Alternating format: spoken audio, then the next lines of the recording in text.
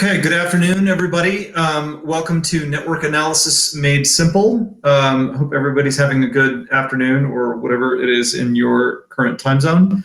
So our presenter today will be Mridul Seth. And so he has requested that we try to ask questions using the QA tool that's Q&A tool that's available for the session, which I actually don't see right now for some reason. Oh, there it is. But if you ask questions in Slack, I will do my best to cut and paste those over to Q&A. And then, Mridul, if you could talk about your breakout room idea, I'll let you do that. Okay, so with that, I'll turn it over to Mridul and take it away. Thanks, Mike. So logistically, like I'm thinking of like I just had this idea in the morning that maybe we could use something like a breakout room so we can make this tutorial a bit more interactive.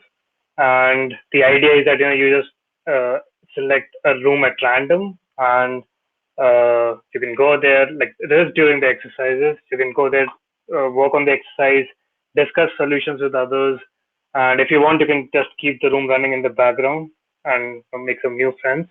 I have posted the links to the breakout rooms in the chat and on the Slack. Wait, the chat doesn't let me post like above a certain character limit. Let me just bring out the other ones. So like feel free to select any one of them. And hopefully you'll find other people there. And I'm also planning on using the polls feature in AirMeet. So like currently, like there are two questions up about where you are currently located at, and like if this is your first SciPy or not. And I'm planning on using polls during the tutorial. So maybe you could look at the polls tab and like answer those questions and like just to test them out if they work. All right, so I can see people are votes are coming in. All right, so this works. And so talking about the tutorial, so the material is available at github.com/EricMJL Network Analysis Made Simple. If you have already downloaded or cloned the material locally and created the environment, that is good. If you haven't, then I would suggest that you use Binder, because it will take a lot of time to actually build the environment so you can run the tutorial. So let's just use Binder and make everyone's life easy. And for that, you could just, if you want to get a link for Binder, I'll just post it in the chat too. Or if you go to the website, you'll see this pink button, Launch Binder. As soon as you click here, it will take you to a new page, and this wheel will keep on moving for maybe 2 minutes, in worst case 10 minutes, but let's not hope it goes to 10 minutes.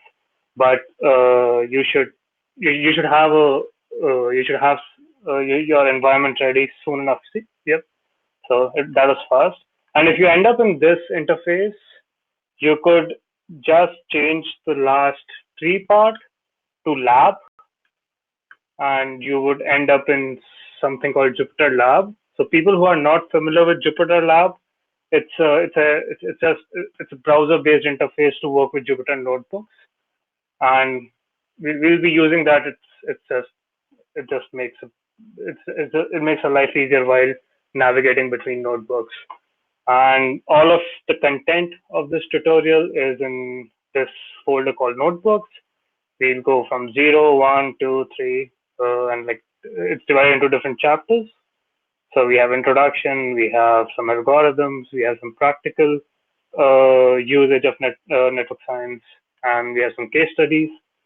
And so this tutorial has more than enough material to actually be like an 8-hour tutorial. So we won't go through all of that, But the good part here is that if you think that I'm going slow, or like if I'm going slow through the tutorial and you want to move fast, you can just keep on going. You can just keep on reading the tutorial, and we have a lot of content there. You can just read the material, do the exercises, and go ahead. I wouldn't mind that. It's perfectly fine with me. And if I'm going too fast, please let me know in the chats or Slack. If uh, if you have, I'll just post a poll. If you have the local notebooks running, please please say something there. Or if you're using Binder, please do vote there. So to make sure that everyone can at least follow along the tutorial. I mean, you could just listen to the tutorial too, and they can just see what I'm doing. But it would be much more helpful if you are doing the exercises too, and it's much more fun that way. Trust me, you'll have fun. So, and if you're stuck, do let me know too. And if you're stuck, my answer is use Finder.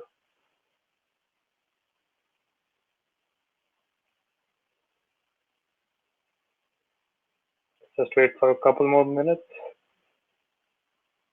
Let's get some more answers in the poll.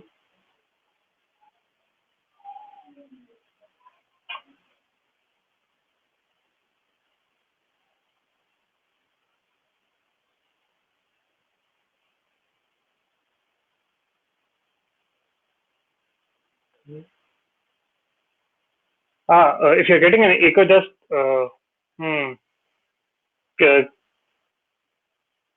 just mute the breakout sessions, maybe. Or you can close it right now.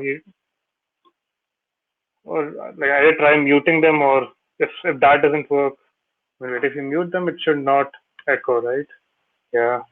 Like if there's still an echo, please just close them. We'll use them while doing exercises.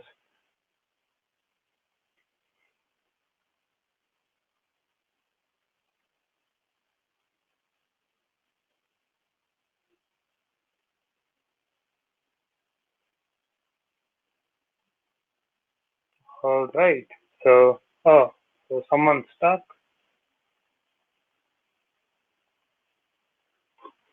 Yay, that's good. So the echo went away. So if someone's stuck, I would just recommend you to use Binder. I'll also post the link, so you don't have to find that.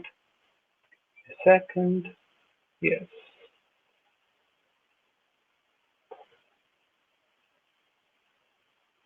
For who's stuck while setting up the Jupyter notebooks, you could just click on this link I've posted in the chat, in AirMeet chat, and this will take you to a place which will solve all of your problems.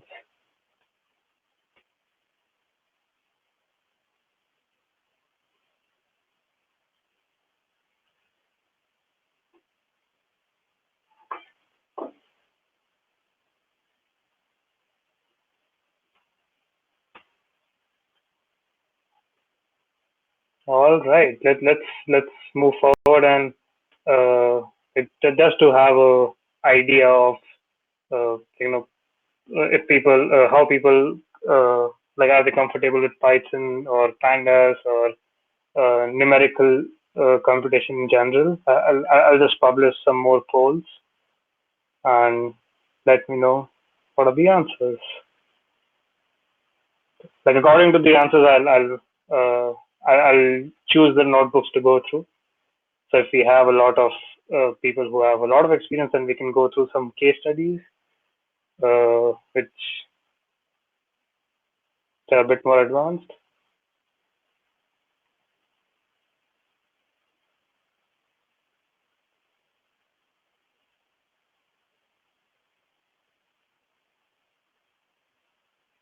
And also, this is supposed to be an interactive tutorial, so feel free to if you have any question, there wouldn't be a Q&A at the end. So do you have any question? Just ask it in the Q&A. in the AirMeet application, and I'll try to answer that as soon as possible. All right, so so most of people have worked with Python before, so that's good. Yes, we have most of them have experience with pandas. All right, so let's start. So before we actually dive into network X and network science, let's just crack our knuckles and do some things, some Python exercises. So we will be using a lot of dictionaries and lists and Python data structures. So it's nice to just go through these exercises once to refresh our memories. So the first exercise is okay. Oh, I'm sorry for that. So if you go to notebooks, if you open 00 preface and the notebook number 2 prerequisites, it will give you a couple of exercises. The first exercise is, given the following line of code, we have this list comprehension there. What could be a plausible data structure for S and my favorite things? Like, I know no one can shout at me right now, but you can, if you are in the breakout room, you can shout out answers there, and you can give the answer in the chat. If you have any guesses, what could be S and my favorite things in terms of data structure? Can it be a list, a sequence, a dictionary?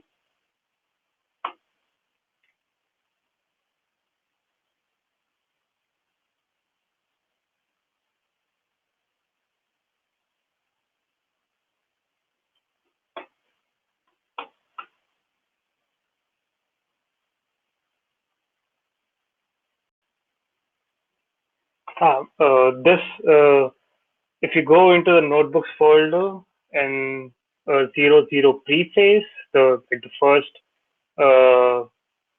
chapter, and the second notebook in that is prerequisites. If you look here, and in that you would have these exercises.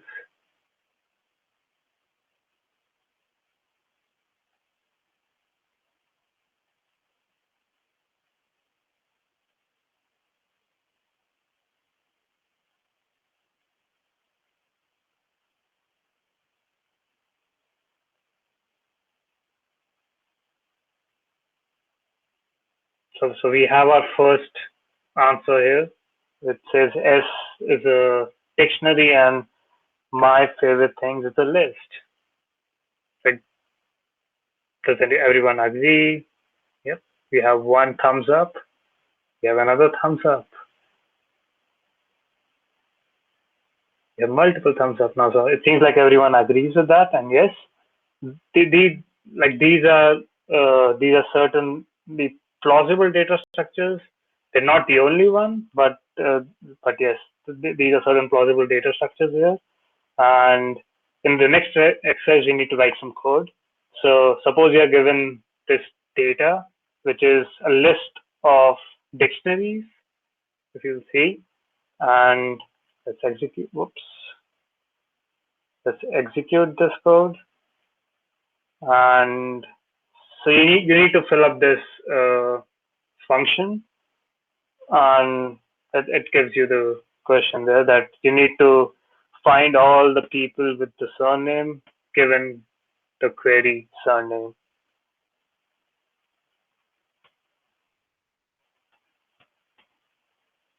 And you can check your answer with this with these tests. I'll create a poll. Like, once you're done with this exercise, please just thumbs up there.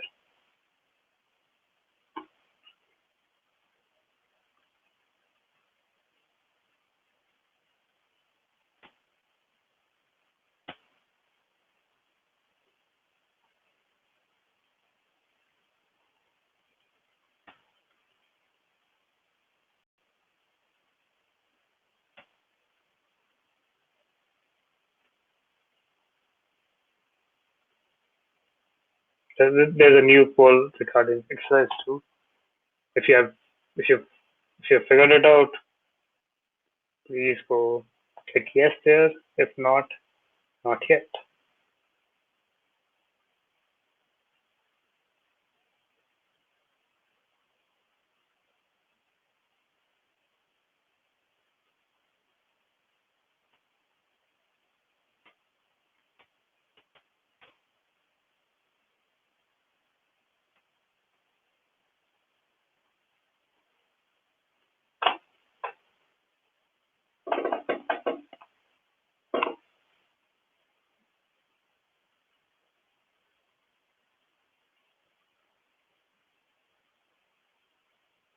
All right, we have multiple yeses for exercise 2, and let's move forward and briefly discuss what we aim to achieve with this tutorial.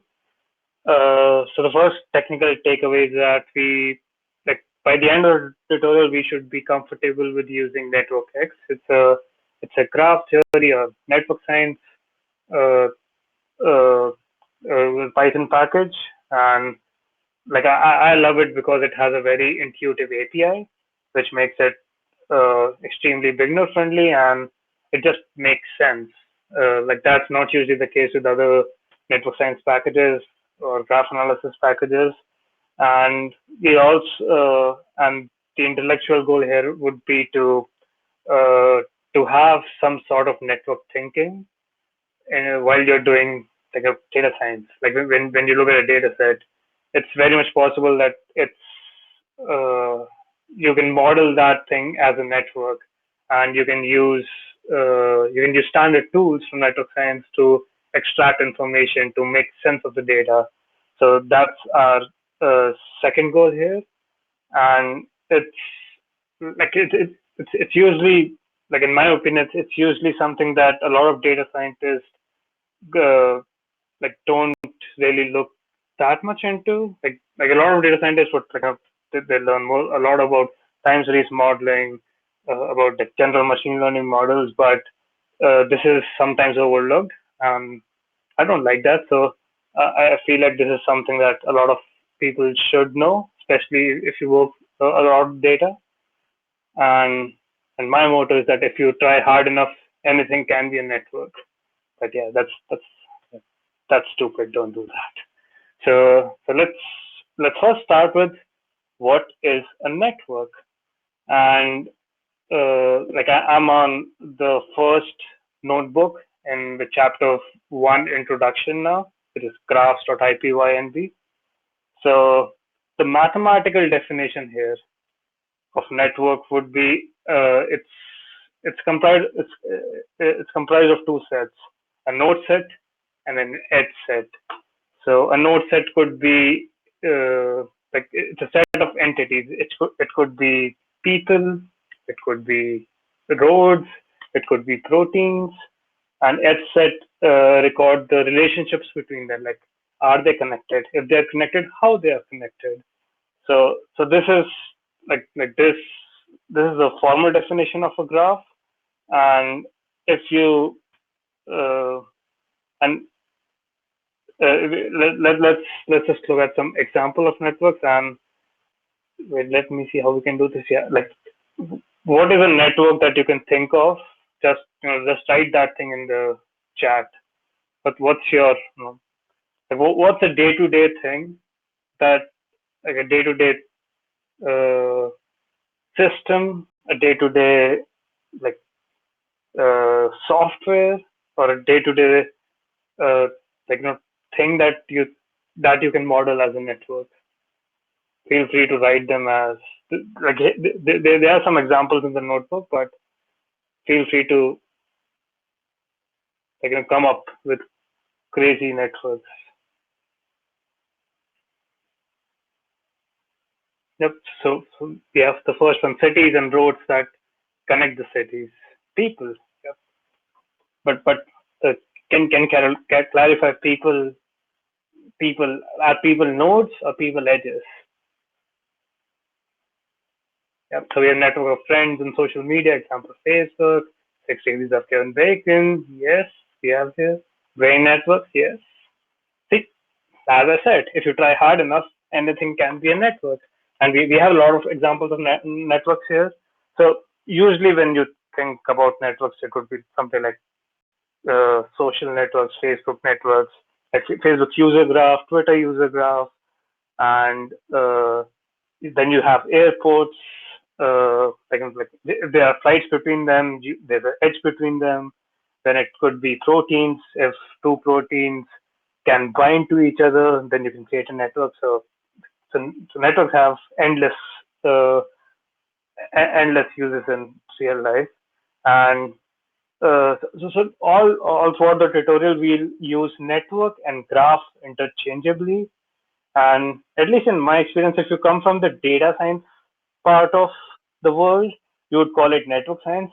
If you come from theoretical computer science or mathematics, you would call the same thing graph theory. So it's the same thing. It doesn't really matter. So if you see somewhere graph, at least in this tutorial, you could assume that's a network. So as you can see, it's a pretty flexible data model. You could, like, if you can compress your data into these node entities and relationship between them, you can model them as a network. So can what's the so as someone that mentioned that networks of friends on social media is a network. That's true. So what would be a difference between a Twitter network and a Facebook network? So what's the structural difference here? Any ideas? If you're in a breakout room, you could discuss there. If you're not in the breakout room, you can just type in the chat. The difference between a Twitter user network and a Facebook user network. A structural difference. If I send a friend request to someone on Facebook, what happens after that? If I follow someone on Twitter, what happens after that? How are how are Facebook relationships different from Twitter relationships?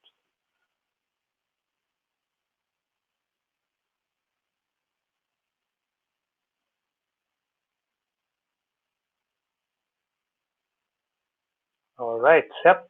So we have directed versus undirected. So we have the direction of the relationship. I mean, on Facebook, if I send someone a friend request, like that, okay, that's a directed relationship. But after that, if they accept the friend request, we are friends.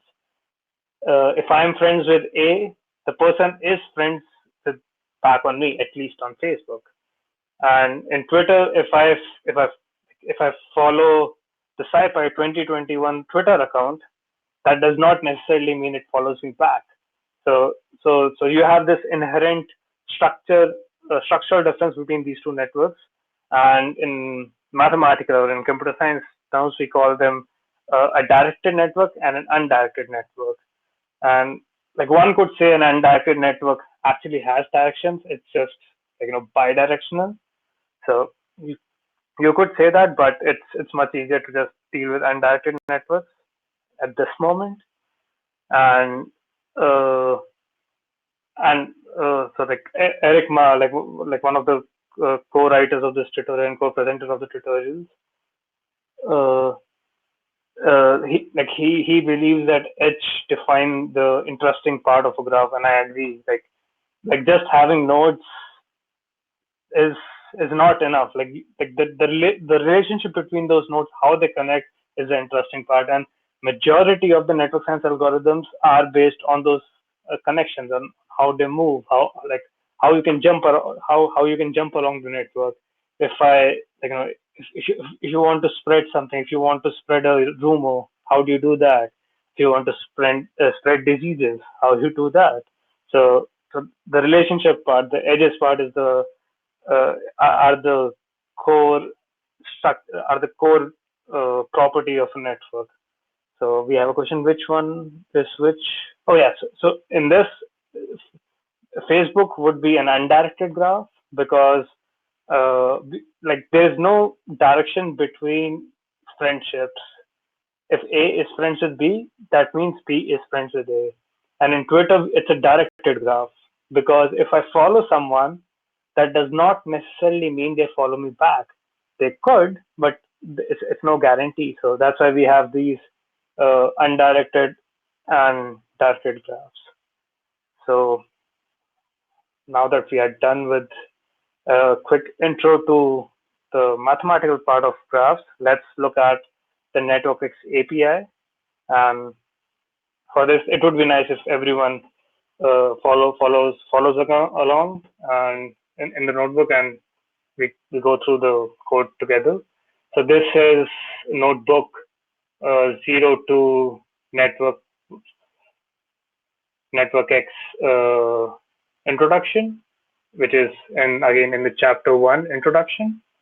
So if you actually go through this, you can actually see Eric giving intro to this notebook. If you want to do that, you could do that, but let's move forward. So the main goal of this notebook is just to get familiar with the NetworkX API, how they define a graph, how you play along with nodes and edges in that graph. And so and like in this notebook, we look at this graph. So we look at this graph between students, and it's a pretty controversial data set. So like the way this data set was produced was, you go to a bunch of 7th grade students and you ask them, who is your favorite person to do an activity X? So like, who do you want to play soccer with? And they will point towards one of the students.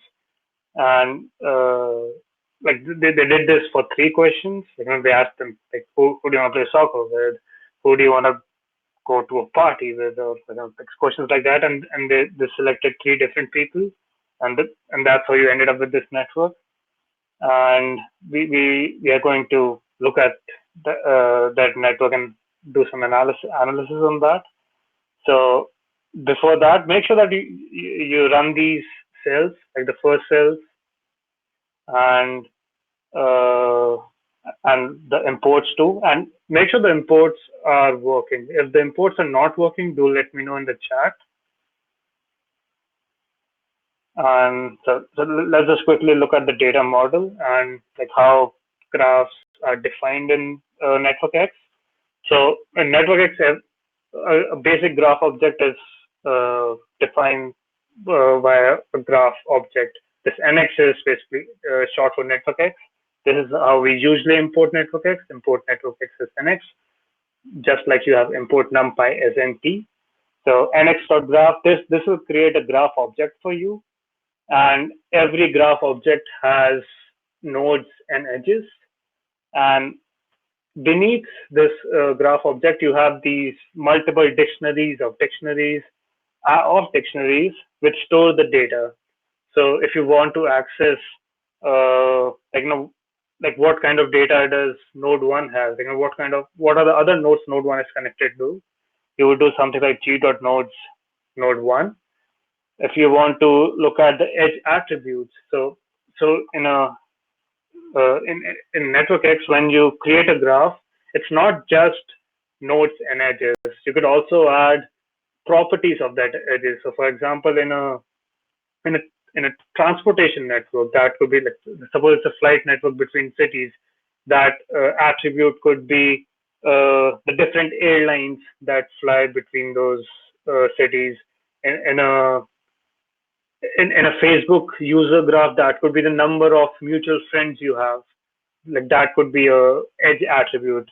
And if you want to access that, like this is the g.edges node 1, node 2 is the syntax for that. So let's get to data and let's load our data here. So I mean, you can look at the whole code, how we are loading the data inside NAMs. Like it's code written for this repository. It will have all the functions that are defined here. So if you are very interested, you could look at how we are doing. It's just pandas, read CSV and do some some cleaning to that, and that's how you end up with that with the graph. So let's load this graph. and create a graph object called G. So like the first thing that we would like to know, what kind of graph this is. So it says network X classes digraph. Can anyone quickly type in the chat, why is this a digraph? A digraph means a directed graph. If you remember, like the data, like how data was if you want to know how the data was constructed, you could read this description again.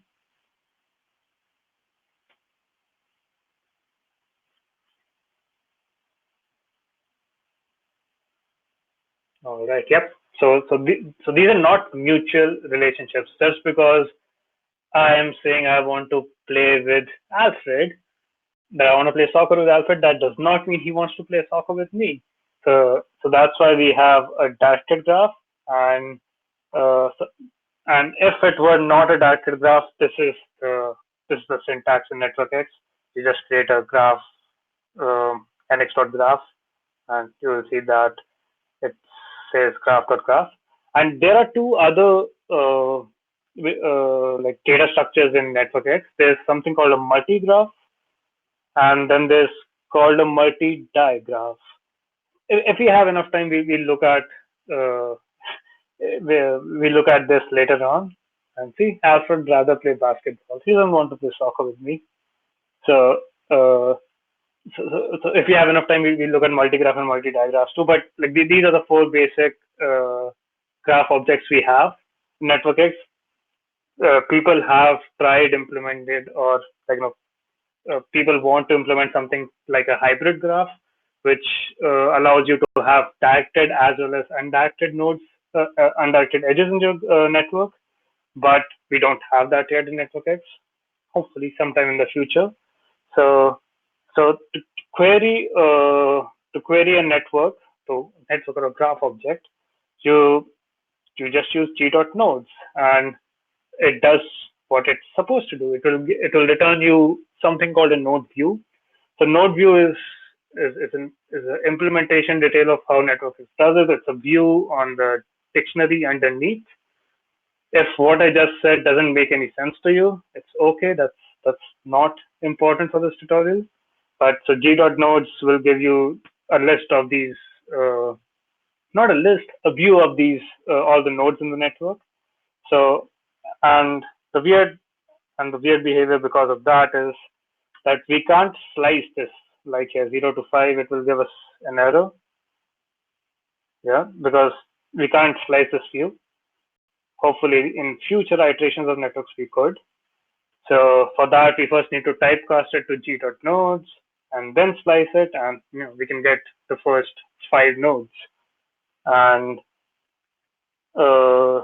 we can but views let you do certain functions, like if you want to calculate the length, it will basically give you the number of nodes in the network. So this means we have 29 students in our network. If you want to get the data, so this gives you just the nodes, but we also have some metadata attached to the nodes itself.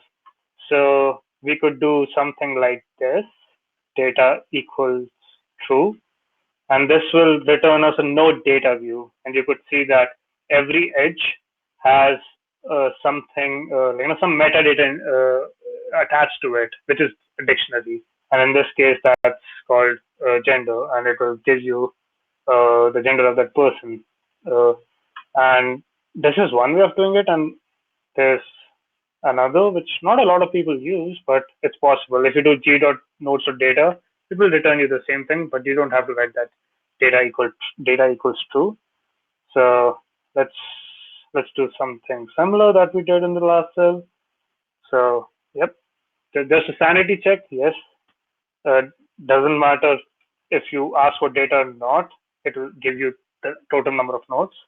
And let's slice it and look at the first 5 nodes. And you can see that the first 5 nodes return the ID of the student. So in this case, these nodes are just integers, 1, 2, 3, 4. But in real world, these could be like actual names. And in network X, a node can be an object which is hashable.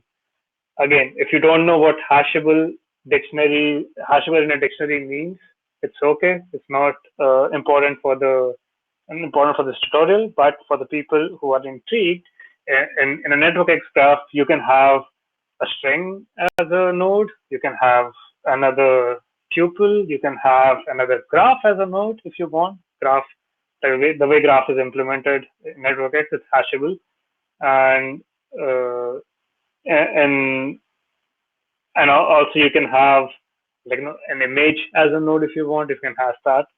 So let me just look at the conversation again. I think does this support? Wait. Uh, for people, if it's not working, are you doing it locally or on Binder? Okay. In that case, can you just do something like this? I'll just show you on the. Can you click on plus, and even if you're on Binder, go to terminal.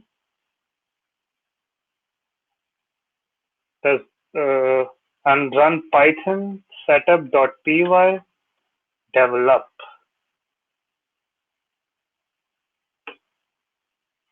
Could you do this? If you do this, once you do this, I think it's written somewhere in the documentation how to do this properly. Once you do this, just go back and make sure to restart the kernel. So you could do either with this restart button here, or you could just go to kernels, restart kernels, and clear output cell. Okay. Yeah. Oh yeah. So yeah, I was fighting with the makefile last night too. It's hard to make it work everywhere apparently. So do let me know if anyone else is stuck. I'll pause for a minute because we'll use that import a bunch of times.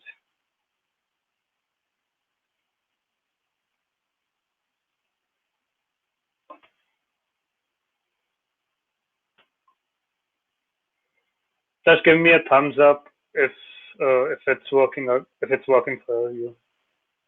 Kyle, Alfred, Anna. All right, so we have a thumbs up. All right, let's move forward. So yeah, so this is another way of this is another way of looking at the nodes. So if you just do g.nodes, it will return you a node view. And if you look at individual nodes, g.nodes, the first, it's not the first, it's the ID first, ID 1. It will give you information about that node. If I want to look at node 20, it will give me information about that node. So and if you can see, this is a dictionary. So if you want to like in this case we have only one metadata, which is gender. We could also have other things here. So if you want to look at this, it will just work as a dictionary is supposed to work, because network X is a dictionary of a dictionary of a dictionary of a dictionary all the way down. So yeah. And so if you want to do lookups, if you want to run any analysis on the node attributes or the edge attributes, like this is something that a for loop is something which will save your life here, or a list comprehension if you can write it in a list comprehensive way. So yep, so let's look at our first exercise of this notebook. So the idea is, can you count how many males and females are represented in this graph? And as soon as you have an answer, please put that in the chat.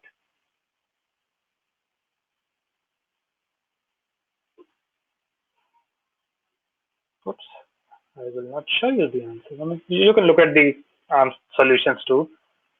So it's okay if you cheat.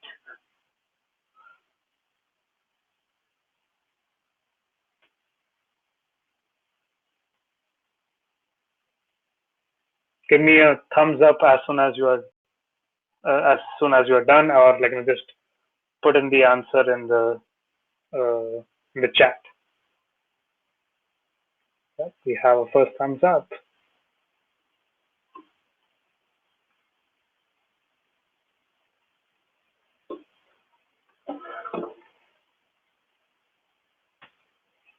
Is this what everyone got?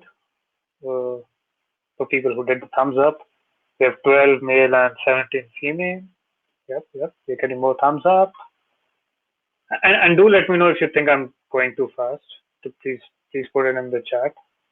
I'm more than happy to slow it down. And if I'm going too slow, feel free to rush through the notebooks. There are a lot of notebooks. All right, so let's look at the answer that we have here.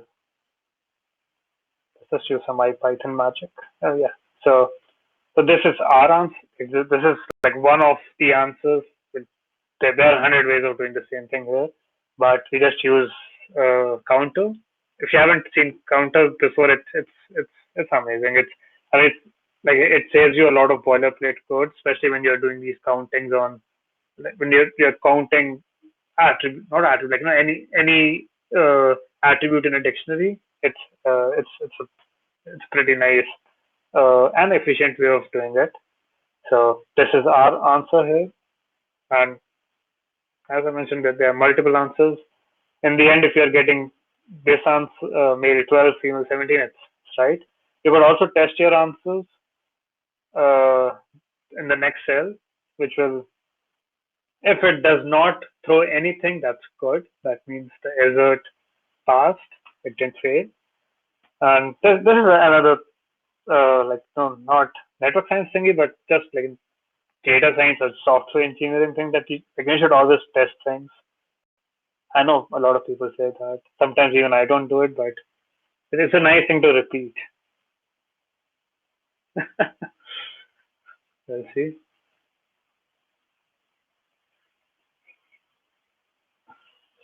All right, so let's move. Is anyone stuck? Does anyone have any, like, can everyone who wants to do the tutorial at least work with the Jupyter notebooks? If they're stuck on Binder, if they're stuck on NAM's installation, please let me know in the chat. Right, we have multiple thumbs up. Let's move forward. So just like G.Nodes, we have G.Edges. And this is exactly why I like NetworkX. It's just the API is intuitive. It makes sense. You want edges, there are your edges. And so one thing you would notice here is there's something called out edge view. So let's ignore the out for a moment. So edge view is basically what node view was. It gives you a view of the edges in the network. And this out thing comes here because it's a directed network. So an edge could be an out, like an out edge for a node. An out edge is if there's a connection from 1 to 2, it's an out edge. If there's a connection from 2 to 1, there's an n edge. So by default, if you do G.Edges, it will give you out edge view.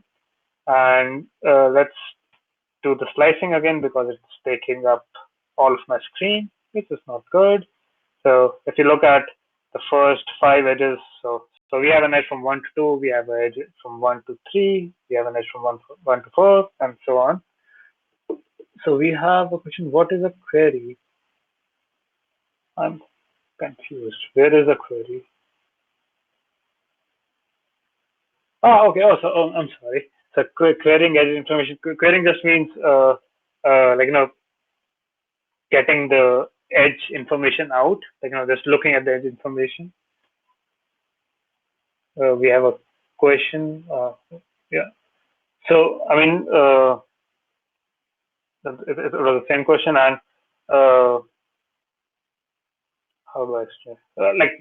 Just getting if you have for example, if you have an array, if you have a list, if you want to query the list, that means you are taking some information out, given it's accessing it, it's accessing it with certain constraints. So if you want to say, I want to query the first 5 or the last 5, so you're accessing the data in a certain fashion with certain constraints. That's that's what I mean by query here. Thanks for the question. So similar to the node view, we have G edges and it runs an edge view. So let's look at G.edges. So as you'll see, we have 376 edges here. And if you remember, we had 29 nodes. We have 29 students, and we have 376 relationships between them. So as an aside, so can someone, a pop quiz. Suppose we have n nodes in a network. What's the maximum number of edges can I have in that network? If I have n nodes, what are the maximum number of relationships I can have in that edge?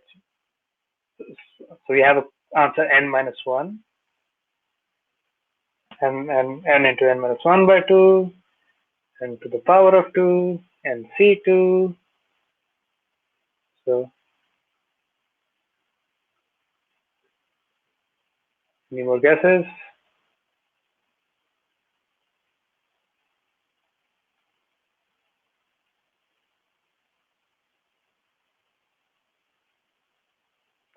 Yeah, oh yeah, see? Yeah, so now we have, so it depends, right? So if it's a directed network, it's a different number of edges. If it's an undirected one, there's different number of edges. So in the case of a directed network, we'll have n into n minus 1. And in case of undirected one, we'll have exactly n into n minus 1 by 2, which is, I think, nc2. So yeah, so aside back. So depending on the type of graph, you have these total possible number of edges. And while we are talking about that, let's just quickly talk about this function too. So there's this thing called density of a graph, which basically means you take the total possible number of edges, which in this case would be n into n minus 1, and you just divide, you divide the number of edges divided by the total possible number of edges, and in this way you can figure out how closely connected relationships are, like how much they interact, and most of the graphs don't have such dense relationships. If you look at the Facebook user graph, I don't have the exact number, but like I doubt if it would be more than 0.05 or 0.04 or something. So most of the real world networks are not that dense. So coming back to the notebook, just like we did for nodes, you can do this data equal true to extract the metadata, and in this case we have a metadata called which is termed count, and this count, the count attribute basically is counting the number of times student A chose student B, which means when I went to student 1 and I asked them 3 questions, who would you do this with? All the 3 times they said, I would like to do this activity with student 6. So it seems like 1 is best friends with 6, assuming 6 said the same thing. Otherwise, it's just sad, I guess. But moving forward, so we can get this information just by doing g.edges 15,10, which will return you a dictionary of the metadata between the on the edge 15,10. Let's see what happens there. I don't actually remember. Yeah, you can't just query a node. So you need to provide it with the data with the both source and target node in this case. So actually, let's see what 6:1 says. Oh, so in our case, 1 chose 6 all the 3 times, and 6 chose 1 all the 3 times. So I guess that means they're pretty close friends. And again, if you'll see, this is a dictionary. So if you want to access this further, you just do count, and it will give you what are the number of times person 6 chose person 1. And so what happens if I try to access something which does not exist? It's possible that something like this. If there is no edge between 15 and 16, it will give you a key error, and it will just error out. So let's move forward, and just like the g.nodes for loop, we have a similar for loop for g.edges, but pay attention that the number of variables we are unpacking here is one more than g.nodes. If you look at the for loop for g.nodes, it would be g for node comma d in g.nodes, but in g.edges we need to unpack the source node and the target node. So to keep that in mind while we do the next exercise. So so the exercise here is for like data sanity. Like, did we load in the wrong data? Did we corrupt the data? So it is again a very important activity, at least a very important step in your data pipelining, data pipeline when you're writing the code. So can you write code to verify that the maximum times any student rated another student as their favorite is 3 times? Let's give this 4 minutes, and just like previous exercise, throw in a thumbs up on the screen so I know everything is going good.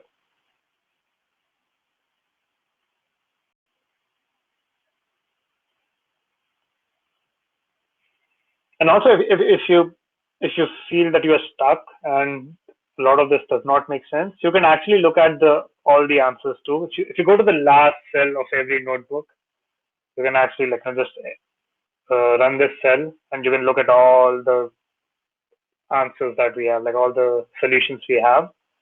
So use this only if you are really stuck, if you think this does not make any sense.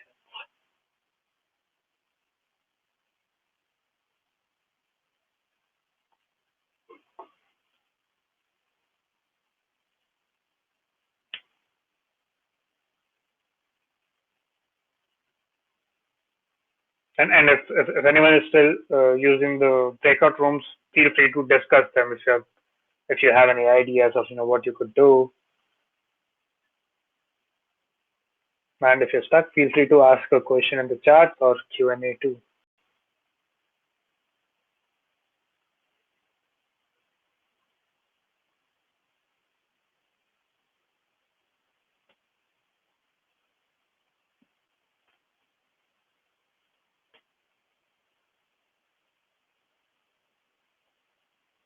And throw in a thumbs up and you're done.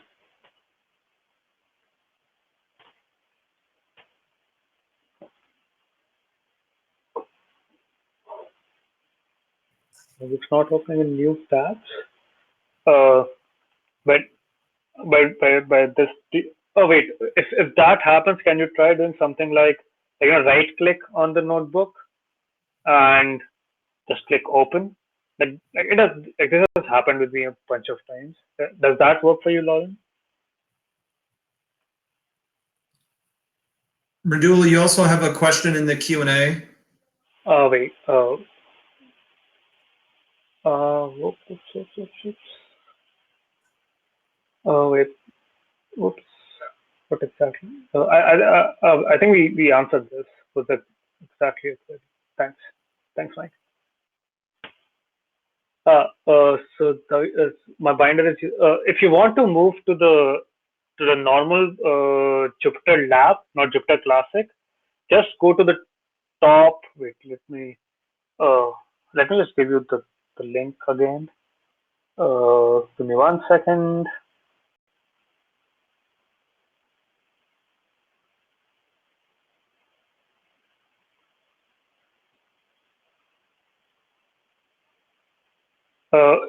And also, Lauren, could you try just restarting it again? It's fine. like just click on this link again, and it should work probably, hopefully. And you can use this URL path lab to force Binder to launch up a Jupyter Lab instead of Jupyter Classic. I mean, both are fine, but it's just easy to navigate inside a Jupyter Lab instance. All right, so we've had a couple of thumbs up,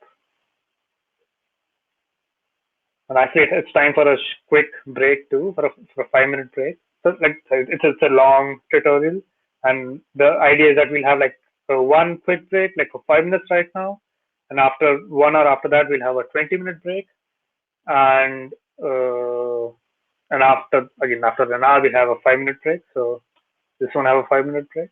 Yeah. So could you go the experiment again? Student 1 chooses this page. Yeah. So the experiment is that you go to a person and you ask them 3 questions. Would you like to do activity, like who would you like to do your activity A with? The second question is, who would you like to do your activity B with? And the third is, who would you like to do activity C with? Okay, sorry. Could you go, wait, let me answer that first. So once you have these 3 different questions, uh, like the person would, like for example, student 1 would say, I want to do activity A with 2. I want to do activity B with 4. I want to do activity 3 with activity C with 5. So this is how you build up that build up the network, build up the data. And if suppose a person the person 1 said that I will choose, for example, how student 1 said that I will choose student 6 for A, B, and C, then the count becomes 3. And if they choose a person for only 2 activities, the count would be 2. Let me know if that makes sense. Yeah. So 1 comma. If you look at the count, it means that 1 chose. Okay, that is a good question. 1,3, 1,4. See, maybe we have found something wrong with the data or the way we have parsed it.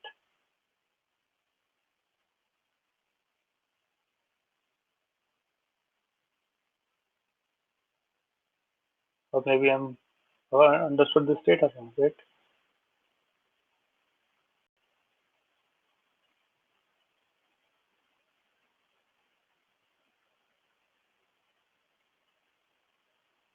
Hmm.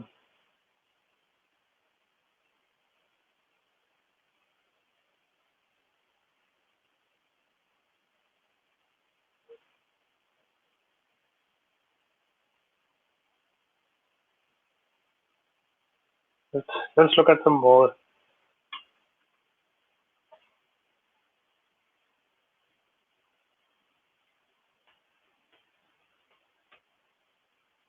Wait, it's possible that.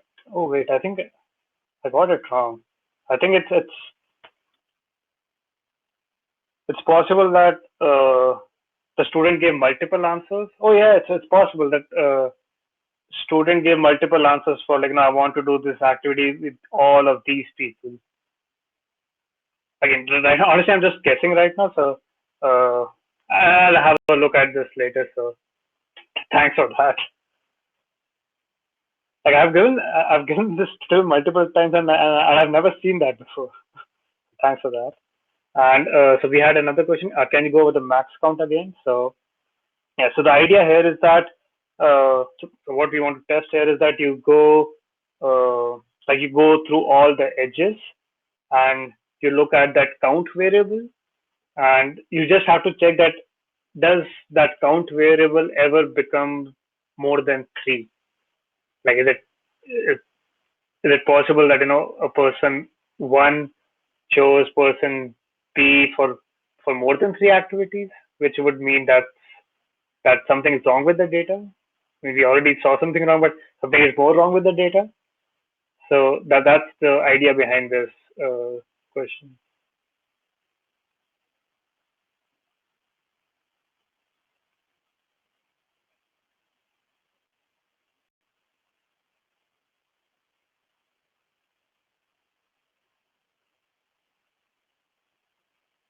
Yeah, Alfred did put up a good point in the chat.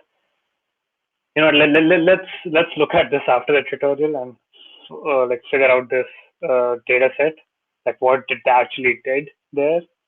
But the idea of this exercise is to go through the edges attribute, and if you look at the solution here, this is what we do. We just like you iterate through all the edges, you create a list comprehension, and you look at D count. So you basically extract all the counts, and then you just find the maximum of them. And if the max count is more than 3, uh, then we have an issue according to our initial assumptions about the data. So yeah. So let's take a quick break for like 5 minutes. Feel free to get a cup of coffee if you want, depending on where you are. If it's 12 at the night, maybe not coffee, but uh, let's take a we'll be back in 5 minutes.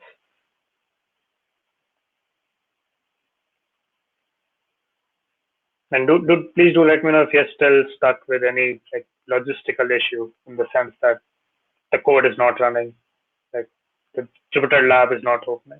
Do let me know.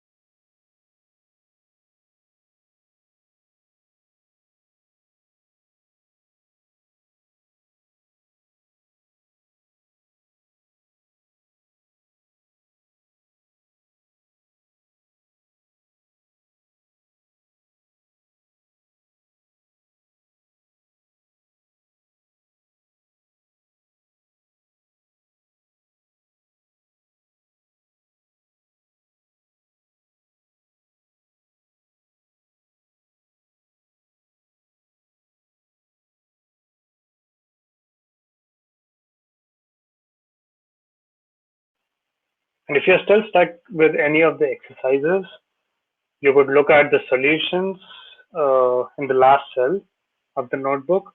And if the solutions don't make sense, please let me know in the chat.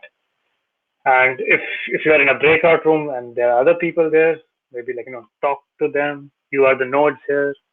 Make some new edges. And maybe they could explain you more what's happening there.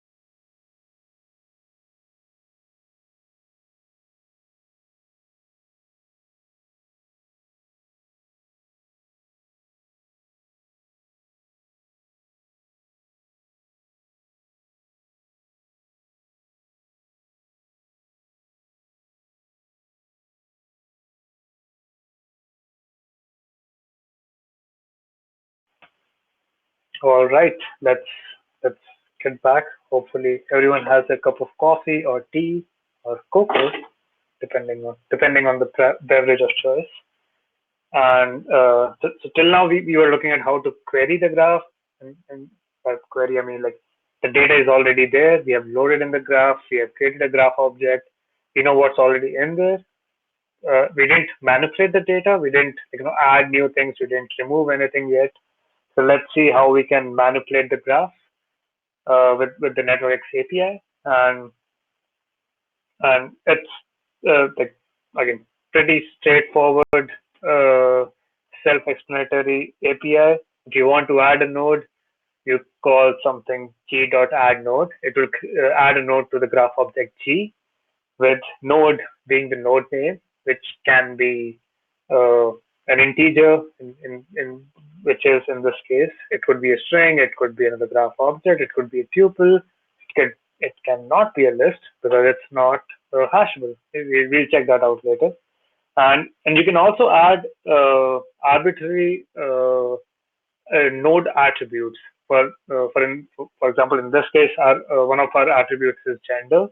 So you could also add their last name as a node attribute, which so you can add more metadata to the node, and just with node metadata, there is edge metadata, and you can add that using g.addEdge. And addEdge needs your initial node, like the source node and the target node. And when I say source and target, source and target makes sense in this case because we are dealing with a directed network. Source and target does not really make that much sense in an undirected graph because by source and target, as soon as we say source and target, it implies direction, but that's not the case with undirected graph.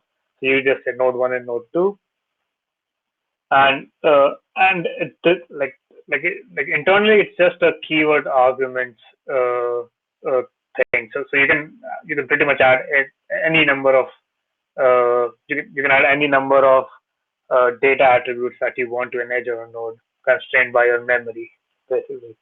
So let's do a quick exercise again. So apparently we missed out on some students in our last when we did the experiment. So you need to add two students. The name is number 30 and 31, and one is male, one is female, and they just love hanging out with each other. So they have count 3, and with individual 7. So it's a triangle. So you need to add this information to the graph, and as soon as you're done, please send me a like. Please send me a thumbs up. And so the question is, are the metadata fields arbitrary, or do they have to be predefined? I mean, it's arbitrary. You can add pretty much anything you want. If you add something that it does not expect, it will just create a new metadata. So if you want to test this out, let's say we create not edge. Let's not disturb a graph object. So let's say it's edge. So right now it's an empty graph, and you say edge equal to nx.graph. It's just an empty graph. You can test it using that. If we, oops, let's move this up. If we do edge.nodes, it will just give us an empty node view. If we do edge.edges, again, it will give us an empty edge view. So if we add something like edge.add.node 1, add 1, and let's just call it data1 equal something, and foo equal bar.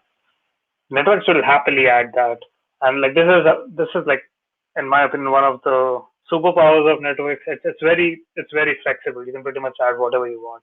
So if you look at g.nodes data, then it will give you a node view with data1 something, foo parse something. So you can do pretty much anything you want with it. Coming back to the exercise, if you have done, please send in a thumbs up. If you're stuck, please write in the chat. Or if you're in the breakout room, please chit chat with others and try to figure it out how to do this.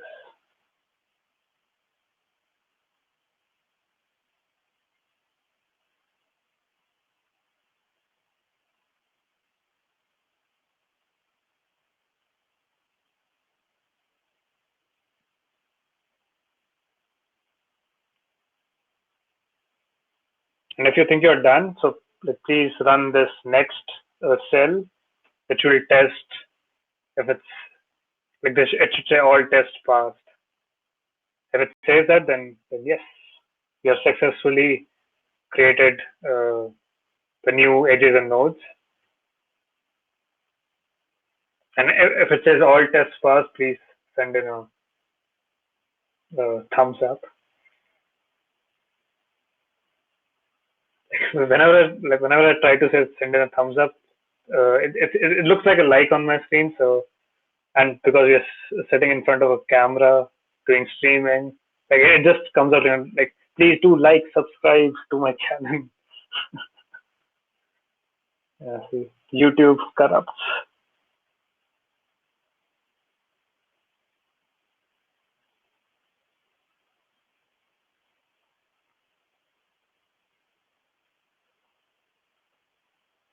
All right, let's just have a quick look at the answer here. So the only thing to take care of here is that as soon as you do g.add node, it will g.add edge, it will only add an edge in one direction because it's a directed graph. So let's just do this with a small example instead of a graph. Suppose if I create a new digraph, and if I say g.add edge from 1, 2, and if I look at the edges, it will say 1, 2. That's good. But suppose if I want to look at what's the data inside g.edges 1, 2, right? It will just return me an empty dictionary because we didn't actually add any attribute data, so or like any metadata here. But if we try to do 2, 1, it will throw in a key error because it's a directed graph. If you want to actually add both the edges, then you need to do the reflexive part too, which is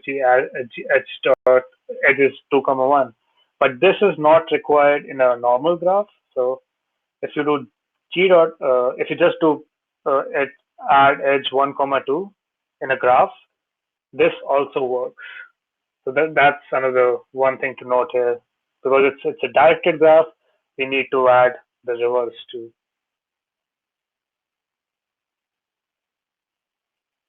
Let me know if that makes sense.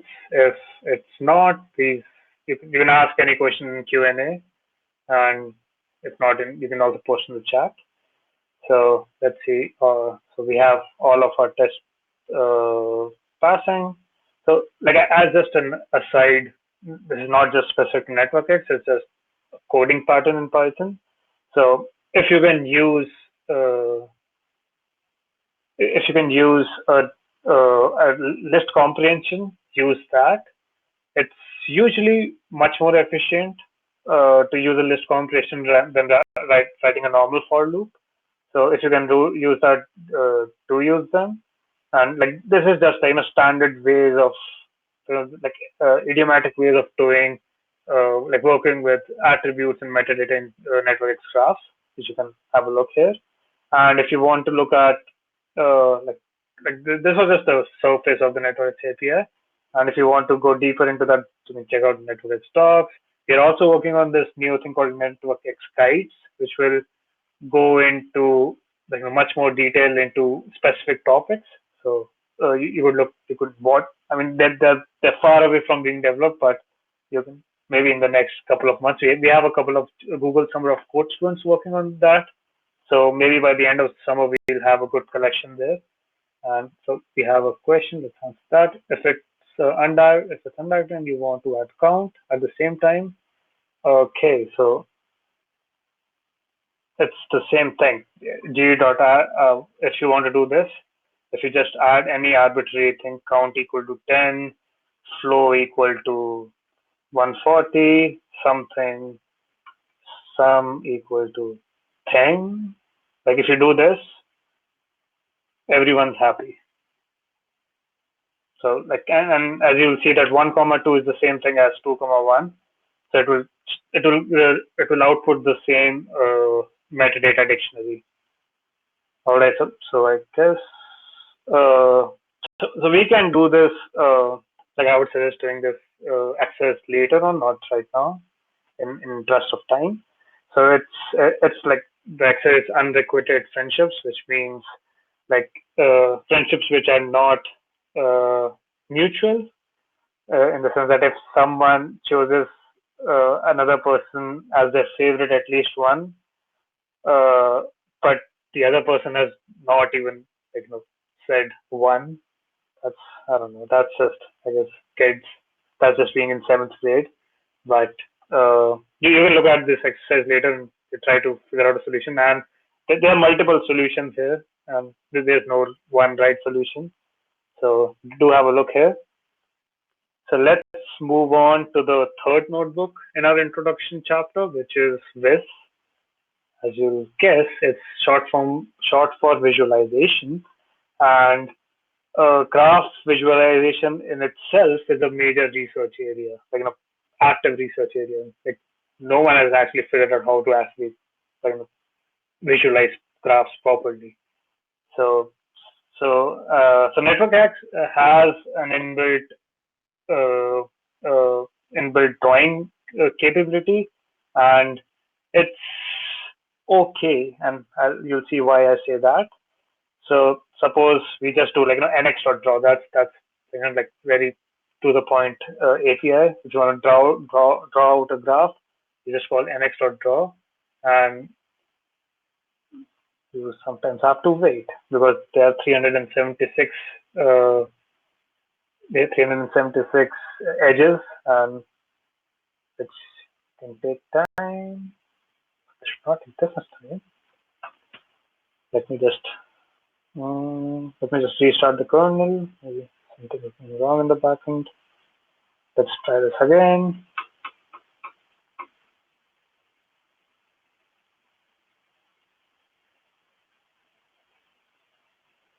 Stop. Things that are not required.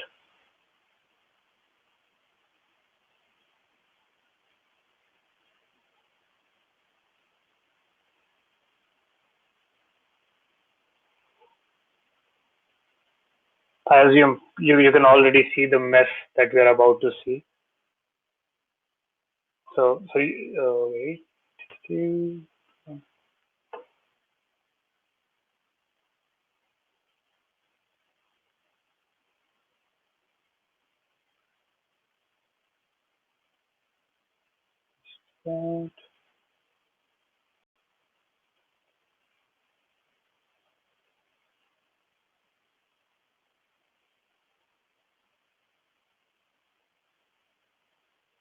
Right. So the kernel is restarted.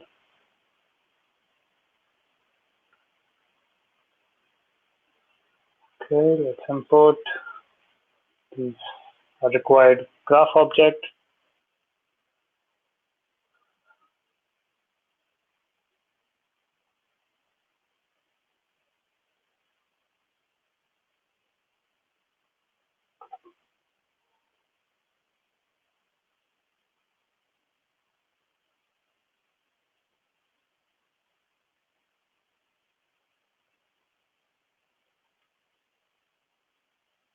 Give me 1 second.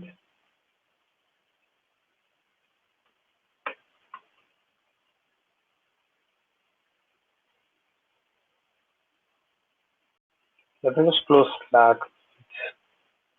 Yeah. I think it's something wrong with my laptop. Let me just close Slack. It's hogging too much memory.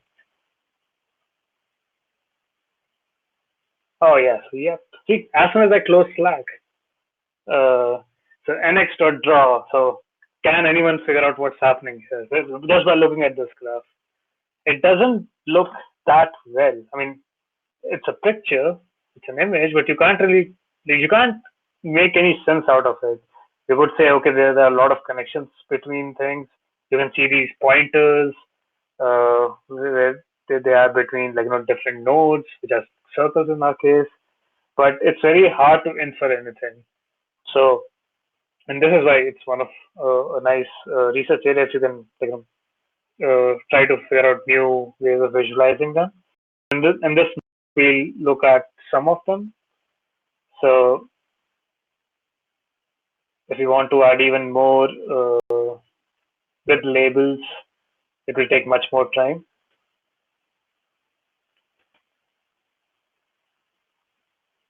Slack is normal. Let's just interrupt this. And oops, let's just go look at the matrix plot. So Eric Ma, like one of the co-authors of this tutorial, he created because he didn't like the hairballs. He created a new library called NXWiz, and you can go look at that. If it's currently under development, uh, Book doesn't have an IEEE. If I feel like it should work if uh, which version do you have of Matplotlib? And if you're running it locally, if you did the Conda environment setup, I think it should have the latest version. Because I don't think we pin any version in the Conda install. Okay.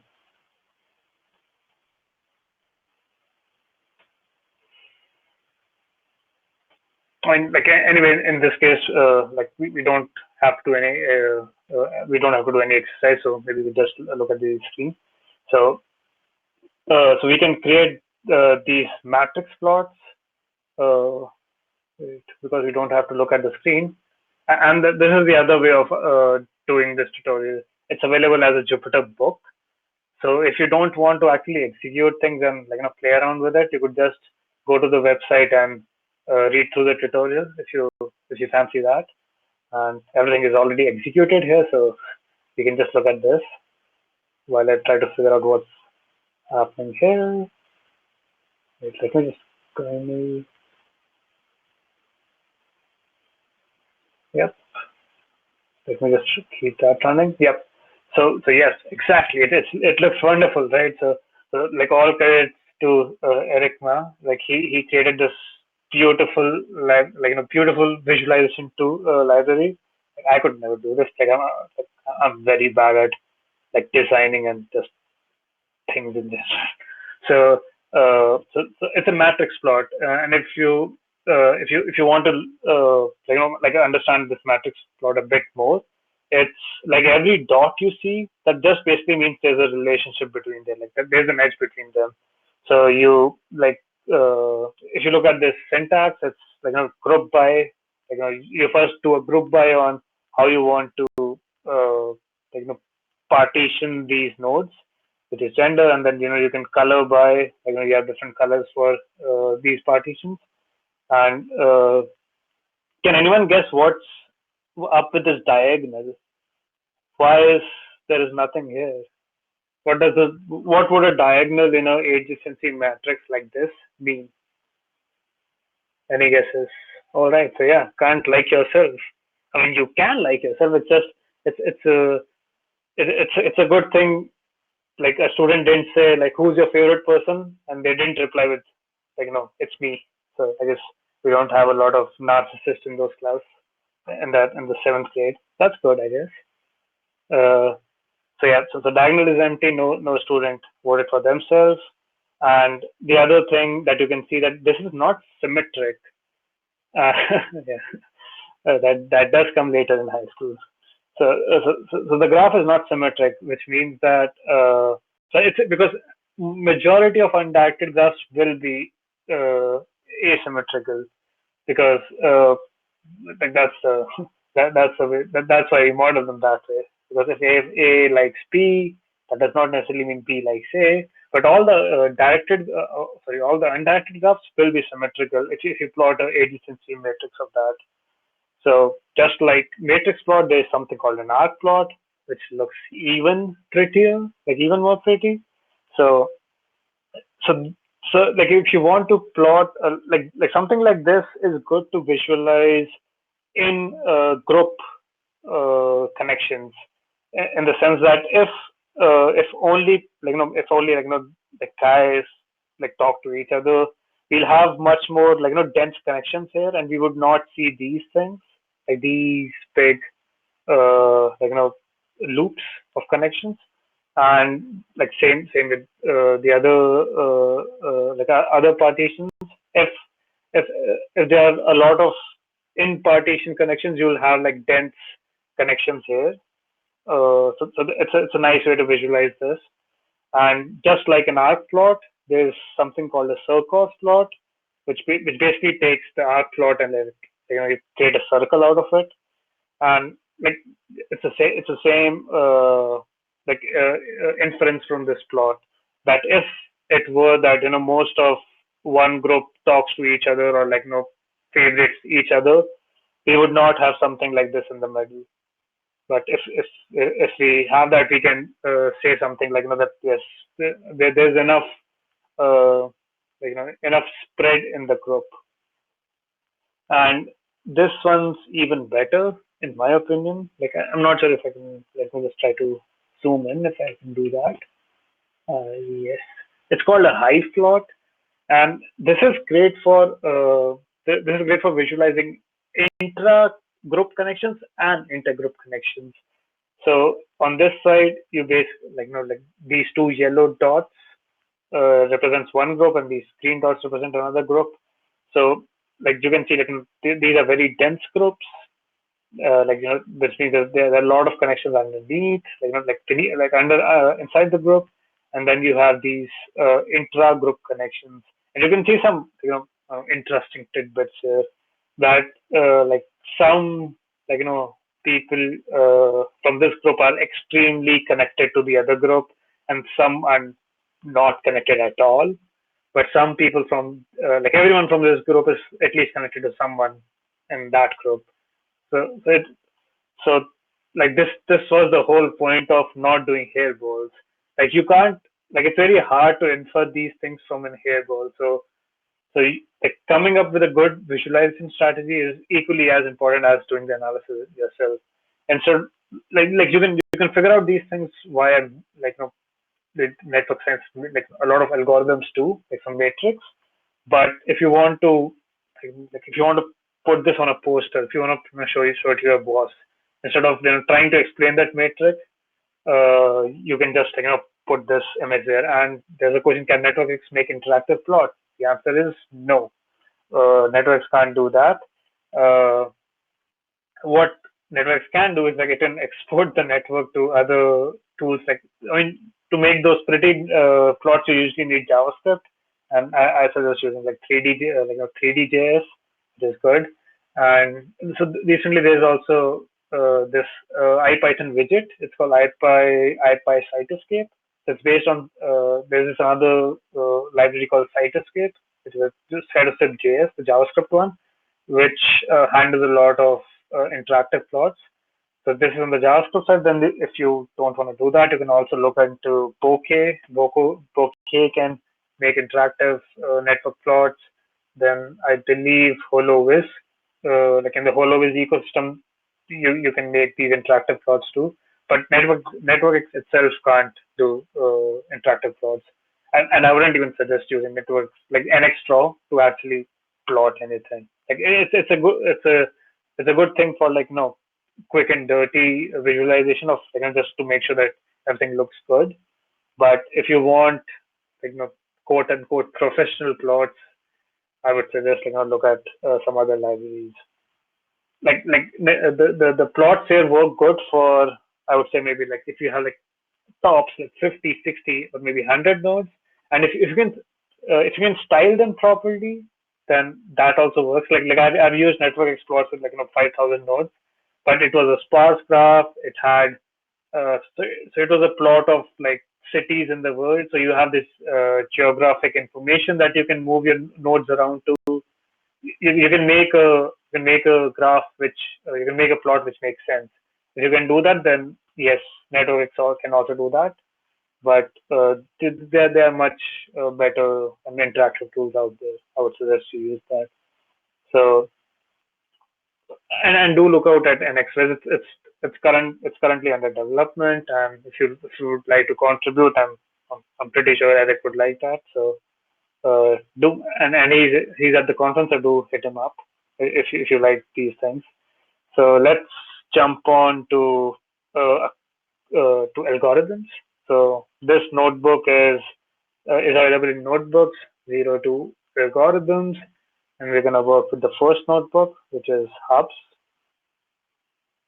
Let's just close things that we don't need.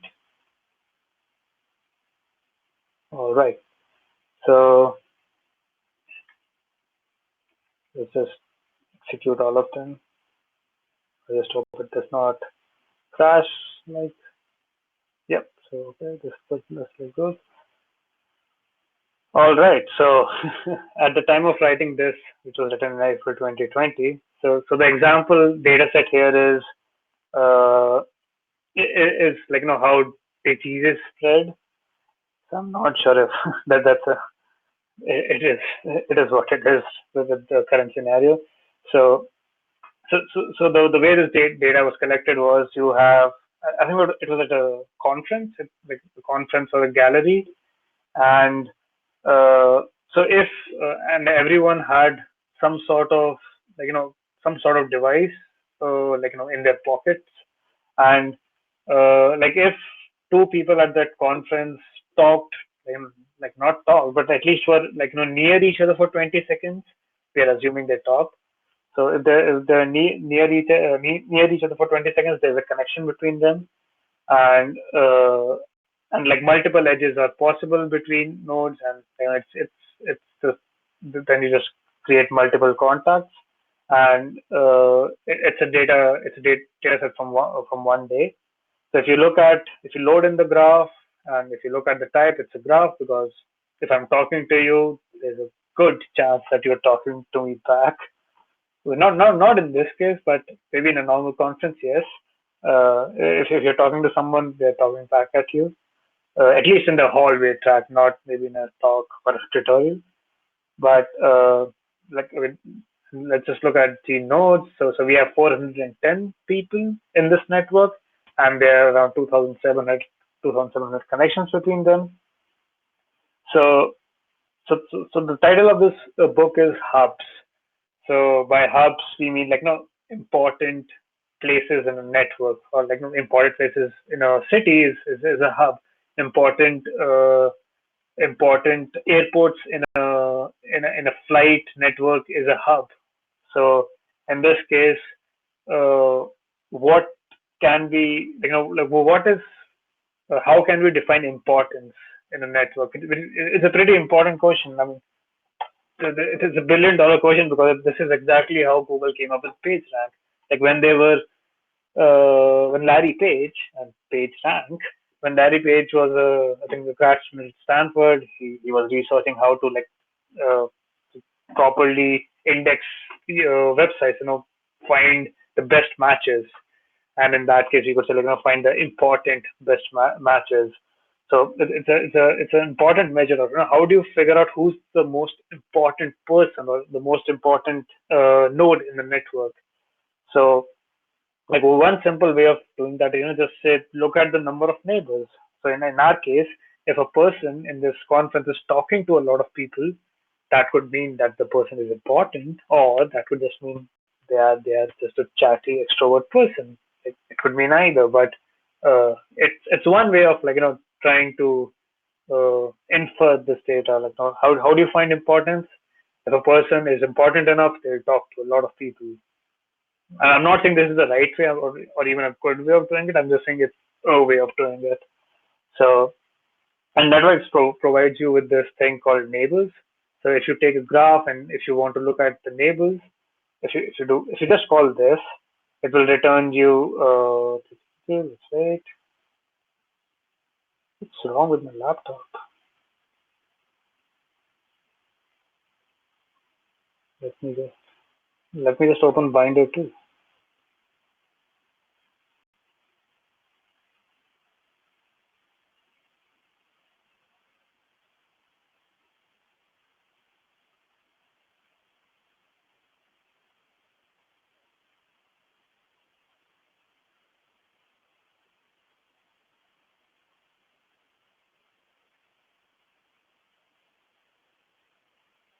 I have no clue what's wrong with my laptop. But anyway, let's. Everyone can execute them locally and look what's happening there. And again, do let me know if there are any questions, if there are any thoughts. It can be a comment too. To put that in the chat too. Because usually tutorials are supposed to be much more interactive than this, and it's like it's a hard time, but it's much more fun when you have when you have questions coming back and you can have a conversation, which is not really possible. But let's just try with that. So okay, so g.neighbors, it says that you need to provide this positional argument n, and n means a node in this case. So let's just see who are the neighbors for G nodes 7. So if you look at it, returns something called a dict key iterator, and it's a generator. If you've never seen this, if you don't know what generators are, if you don't know what these key iterators are, just it doesn't matter. Just if you see something like this, just cast it with a list. It will make your life easy, and so it creates a list of the neighbors of 7. So this just means that the node 7, person 7 in our case, talk to person 5, person 6, 21, 22, and so on for at least 20 seconds during the conference. If not talk, they were near them for 20 seconds for a second. So and if you if you try to do length, it is if you try to do a length of the neighbor, it will give you error because dict key iterator does not know how long it is, so it will always give you an error. So if you want to actually find the length of it, you need to first cast it to a list and then run length on this. So if you want to find how many neighbors does node 7 has, in this case it has 7. How many neighbors does node 15 has? 7 again. How many node does 22 have? 2 neighbors. So I guess either node 22 was not at the conference for a long time, or they just didn't like people. So it's time for an exercise. So now we have come up with a way of finding important neighbors, important nodes in our network. So the question is, can you create a ranked list of importance of each individual based on the numbers of neighbor they have? And you can use anything. You can use pandas if you want. If you use NumPy, you can use this normal list. And so the idea is that you go through all the neighbors, all the neighbors in the in the network, neighbors of all the node in the network, and then look who has the maximum number of neighbors, and you need to return that.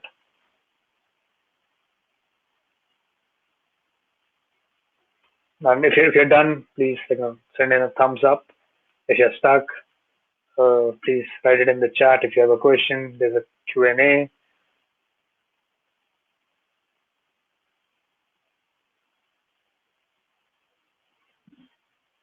Okay, so we have a couple of thumbs up. So just check if this is what you're getting. Is node 51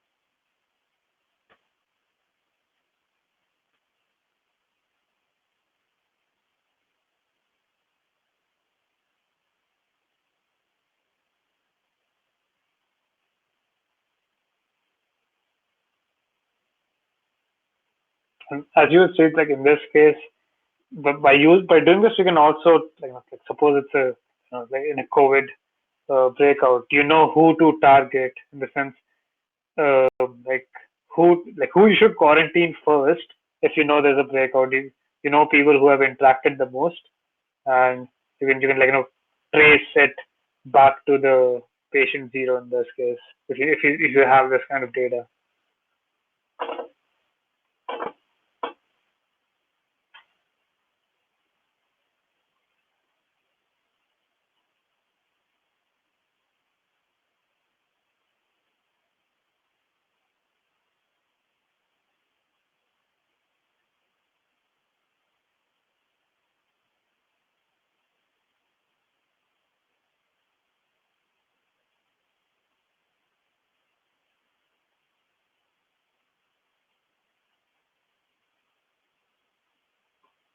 And I believe there are multiple implementations available. If you're done, you can just look at them and see where do you stand.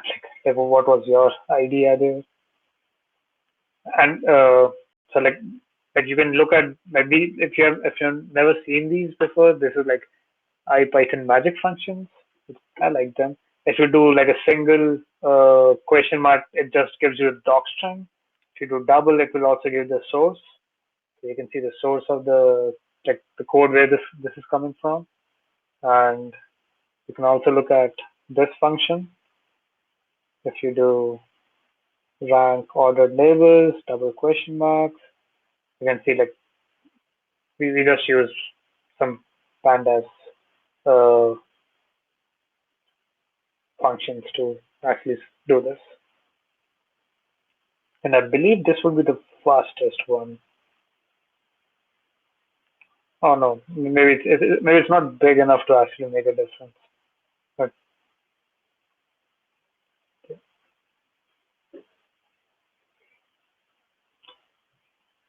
did anyone follow one of these implementations, the pandas implementation, or just like a normal sorted plus lambda implementation or a generator implementation?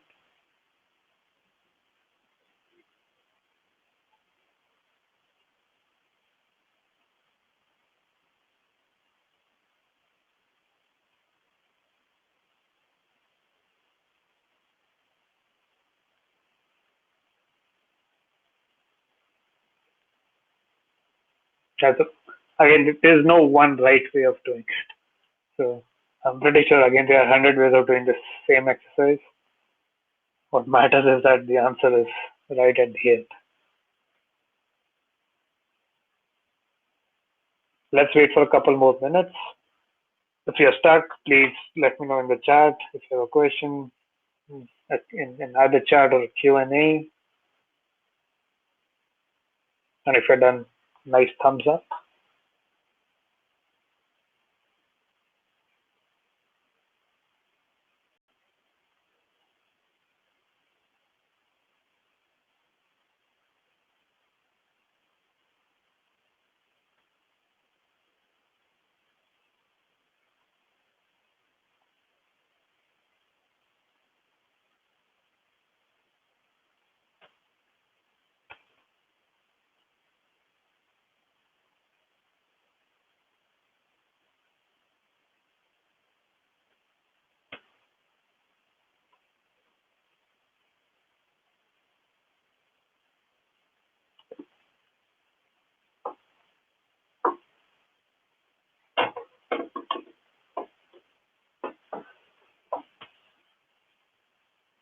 All right, let's move forward.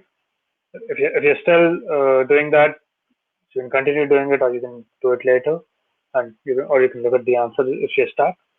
So, but like the thing that we came up with, like just looking at neighbors and counting who's important in our case would be like node 51 is the most important node in this network. 272 is important and 98 is not important. Okay, and we are using the number of neighbors as a metric.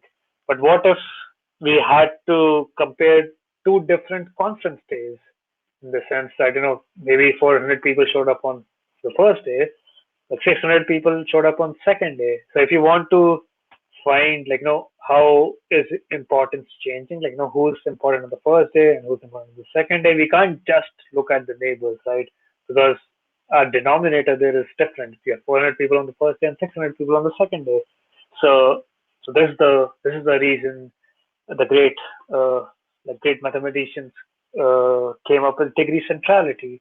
So it's just a fancy way of saying neighbors. It's just normalized neighbors, and you take the number of neighbors a node has divided by n, which basically means the possible number of neighbors it can have, and it should be n minus one. In I'm not sure. Wait, I think it's n minus one in network X2. So it should be, because you can't, depending on how you define your graph data structure, you can't be connected to yourself, but in networks you can. So this is an implementation detail, but at the end, if you follow one implementation detail, you can go forward with that and apply it to different networks. Just to make sure that you follow that one thing for everything. So and networks already has this function, which is mx.degree centrality, and if you pass in a graph object, it will return you. Let's do this without the panda series. If we do nx degree centrality, if you run that, it will return you a dictionary of a dictionary keyed by the node, and with the value is the node centrality. To make to work better with it, let's just create a panda series for this, and you can see we have this panda series. And I mean, you can do all these functions that we do with the dictionary itself too, but it's just more quote unquote Pythonic. To might as well just use pandas, right? If you want to sort them, if you're doing it with a dictionary, you have to write a lambda, write a key iterator to sort these things. So we can just sort them, and we just see that this basically matches exactly what we calculated first in terms of ranking, because we're just normalizing this degree, and it does what it's supposed to do, and now we can compare no we can compare day one of a conference to day two. So if 51 didn't show up on day two and there was someone 245 who had 0.13, so we can say that on day two, and if we want to calculate who was the most influential in all of the conference, that wouldn't be 51, that would be someone who has more than 0.12. And yep. So another way of figuring out what the structure of the graph is by looking at distribution of how these things are distributed, like something like degree centrality. So if we try, you don't have to do this exercise. Let's just do this plot. If we try to find a Ecds plot, so Ecds is like empirical cumulative distributive function. And if you've not seen this before, that's okay. So what it does is that it looks at degree centrality and what's the cumulative fraction of nodes that have it. So it goes up to 1, because so if you pinpoint somewhere here, so this means 80% of the nodes in this network have degree centrality less than 0.057 something. And this plot can tell you things about, you can infer things about this graph just by looking at this plot. Like you can see that these are these 3 nodes which are the most extrovert or most important in terms of degree centrality. This is assuming that we define importance in such a way. Like pretty much everything depends on how you define things, right? So just because I'm saying this is important, that does not mean it's the right thing. So it's subjective way how you define your data problem, how you model the data, and how you end up calculating those metrics. So this was for degree centrality, and you can also just calculate degree, and you look at it, it's the same exact plot because degree centrality is uh, just like normalized degree. And oh, I'm sorry, I didn't mention this before. So the number of neighbors is also known as just degree. Like, like for example, if we go back and if we look at, say, for example, this number of neighbors of node 22 is 2. We'll say that the degree of the node 22 is 2. And so that's how we can compare degree and degree centrality. And we'll not do this. We'll not do further exercises in this notebook, but let's look at this plot. It's a circus plot, if you remember from the visualization notebook. Just wait for them.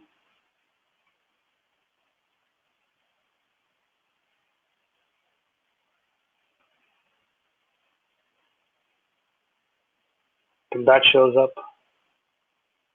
maybe we can discuss this one. So, so if you look at this sort by, it says something called order, right? So let's look at the data first. I don't think we actually looked into the graph. So if we do g.edges, data, and just to make sure that it's not doesn't take all of our screen. Just look at the first 5 ones. Oh wait, this thing. What's wrong here?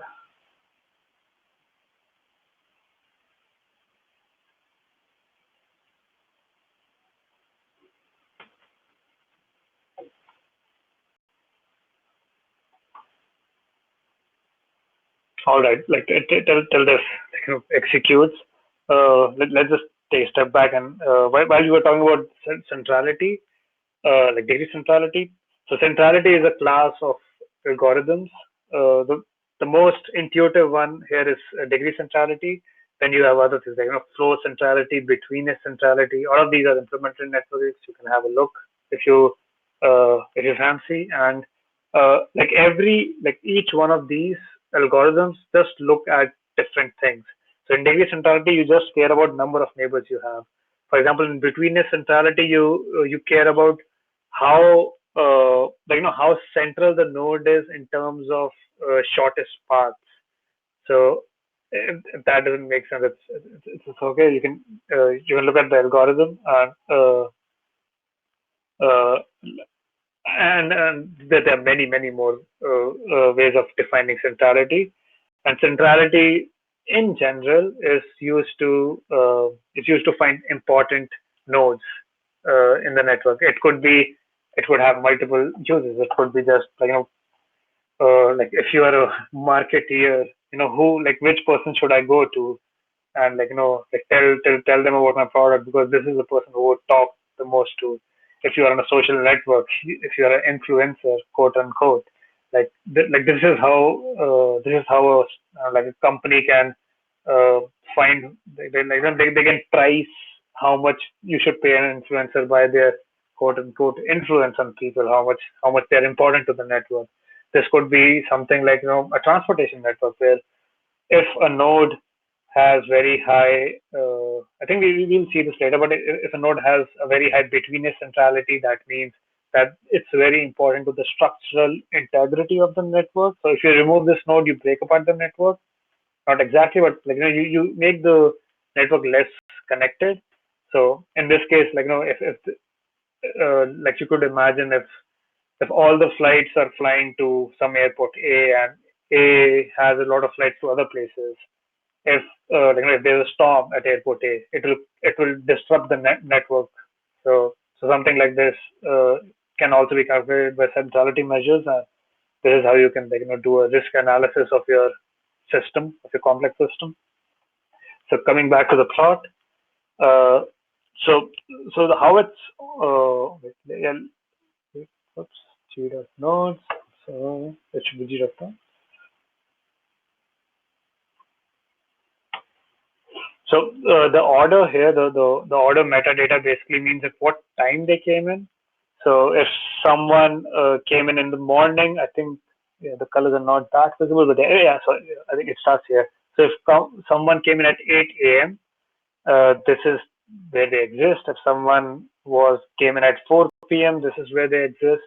So what, like, can someone infer anything from this? So the black lines are relationships.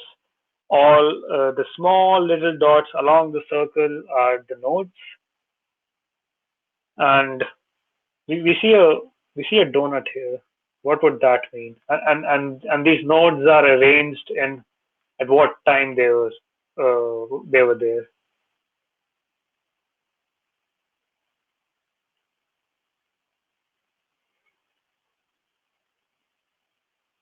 Any guesses what's happening here? I think we can also use like if someone wants to raise a hand, I think I can get you on the stage, and if you want to say something, what do you infer from this plot?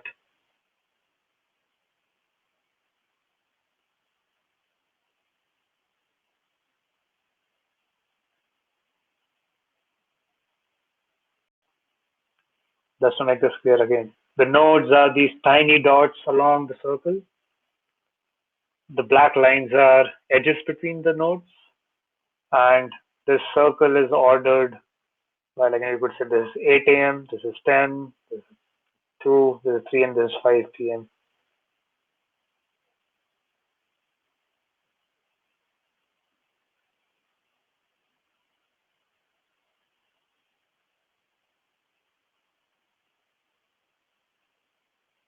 A node cannot appear multiple times. Like, a node is here, so I think it just means that if someone entered the conference at 9 a.m., they are here, and then their connections are shown. Like, and it's the time of entry. Yeah. So a node can appear middle of the day is the most important. Yeah, I mean, yeah, one could say that because you could see, like, this is much more dense. So you see, like a lot of people are here, making connections, talking to each other, and there are a lot of people. There's this other thing about donut. We don't see a lot of connections here, right? What does this mean? We don't. Yeah. So exactly. So like, as David pointed out, so we see this donut because there aren't a lot of people. Like, if you came together with some people, you're probably coming at the same time. So so you just, stay in those connections, and it could also mean that, if you came at 8 a.m., you would not maybe stay till 5. So these are all localized communities inside the network. And again, like, this is something that is you can visualize this with a circus plot, with a very specific kind of network plot. If you try to do it with an extra draw, a hairball, it's pretty much impossible to infer these things. That's another a selling point of why visualization is important. And and this plot is the same, in my opinion, the same as circus plot, is just on a flat grid. And you can see the same thing. There aren't many connections from, if you're coming at 8 a.m. and between 5 p.m. There are some connections between, if you're coming in the morning. There's some people coming in the afternoon. Yes, there are connections between them, but you could largely see that they are little communities within themselves.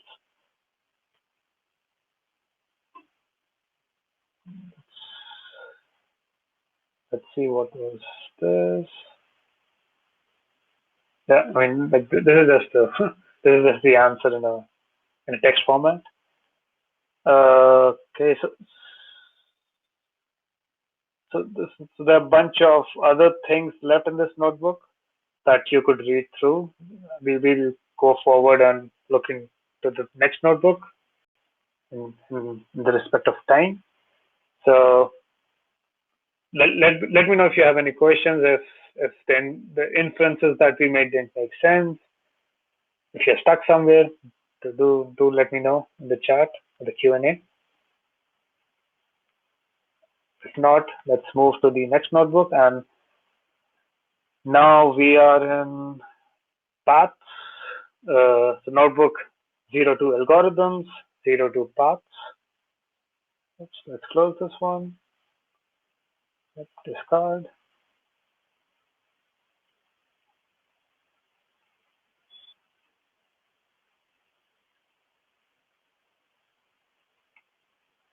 Let me just make sure.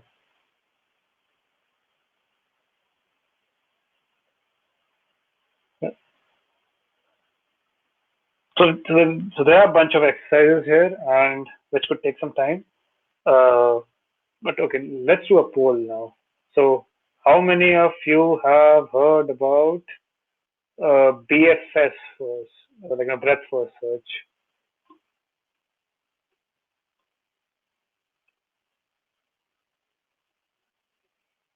Oops. Oh.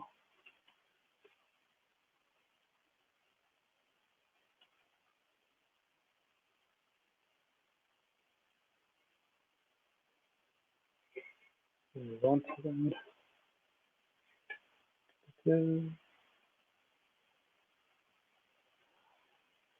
Yeah, I just made a poll out of this. Okay, so we have a couple of notes.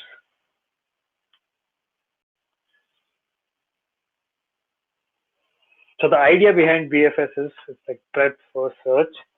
So very important thing, like an analysis that you can do of a network is how many paths are there. Like suppose it's let's suppose it's that conference network where people are connected to each other. If I go to, if you remember node 51, if that person has, like, for example, COVID, so how will it spread? So like this is something that uh, like can it spread to every other people, like every other person in the conference? Like how do you calculate that? And uh, so the basic idea is, finding paths, like, possible paths inside a network. And BFS is an algorithm for, finding the shortest path between a node A and a node B. So uh, so if you look at a network, like a small enough network, as a human being, you can kind of figure out what's gonna happen. What's the shortest node? What is the shortest path between two nodes? If you just look at the network, if it's a small enough one. But if you look, let's just do this. Let's just plot a nice, tiny, teeny network. Let's just call it DNX.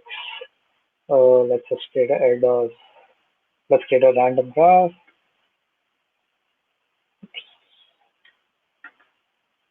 Yep, let's create a LDOS random graph of like 10 nodes, something like this. Let's draw this graph out with labels, true. So suppose if I ask anyone, like what's the shortest path between node 9 and node 1? As a you could look at this network and actually figure out the shortest path is be going from 9 7 1. All right, in 2 jumps I'm there. I mean, you could also look, from 9 you can go to 2, from 2 you can go to 7, then you go to 1, but that's 3 jumps. You can do the same with 9 5 7 1. You could do 9 2 6 0 7 3 1. Like, it's a path, but it's not the shortest path. As a human being, we can do this, but computers are not that smart, irrespective of what people say. So we need to tell computer how to go through this thing. So in breadth first search, what we do is that we start from 9 and then we look at its neighbor. That's 5, 7, and 2. And then we would go to its neighbors. So and suppose 5, and in 5 neighbors there is 9 and 7, which which you already have seen already somehow, so you don't know what to do, so you just go back.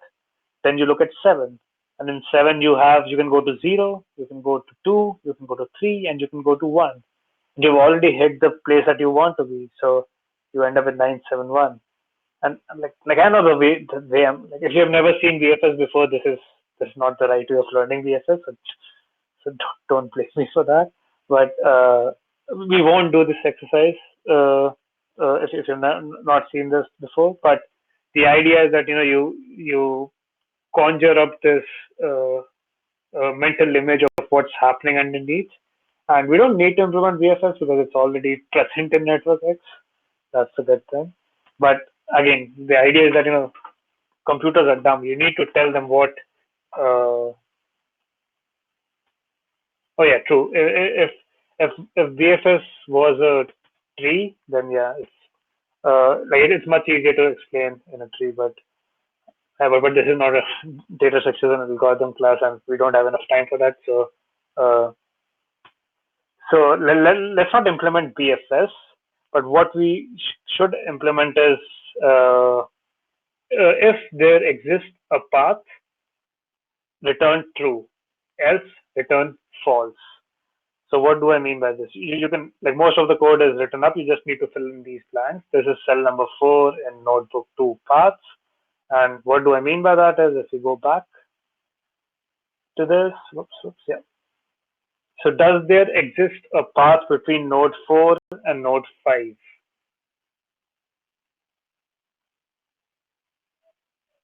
If you think yes, send in a I don't know, a thumbs up. If you think no, send in a laughing face. We don't have a thumbs down. Does there exist a path between node 4 and node 5? All right, we have a couple of thumbs up, so that means there exists. But let's do something else. So in this case, does there exist a path between node 8 and node 6? Yes, there were a lot of laughing people. Does there exist a path between node 1 and node 2? Yes.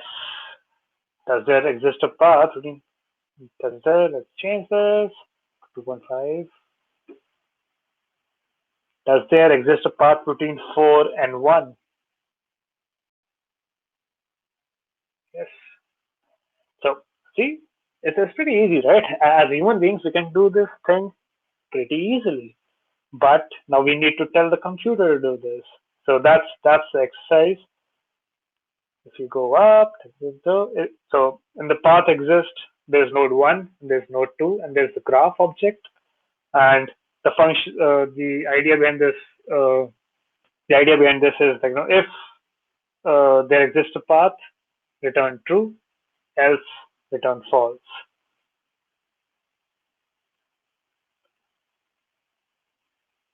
Like I would suggest, like, you would just, like, don't write anything on the notebook. Like, if you have a paper and pen around, just try to draw these things out.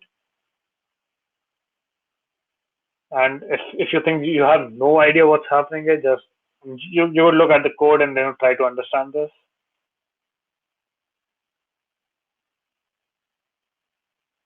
And if you have implemented path exists, just send a thumbs up.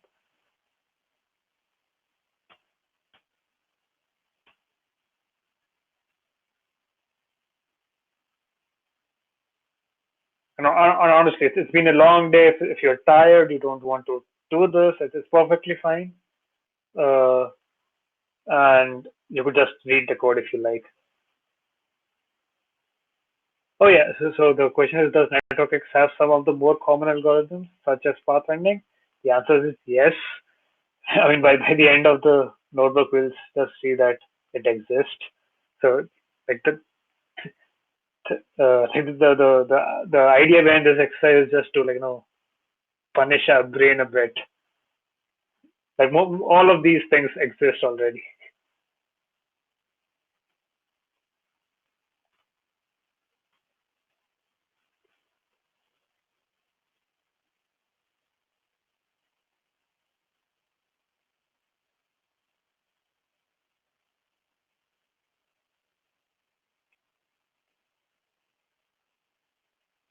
like send me a thumbs up if you are attempting this question, or like and a laughing face if you're not. Like I don't want to, yeah. So we have a laughing face already. Yeah, we have a thumbs. Yeah. So let's wait for the people who are attempting this exercise.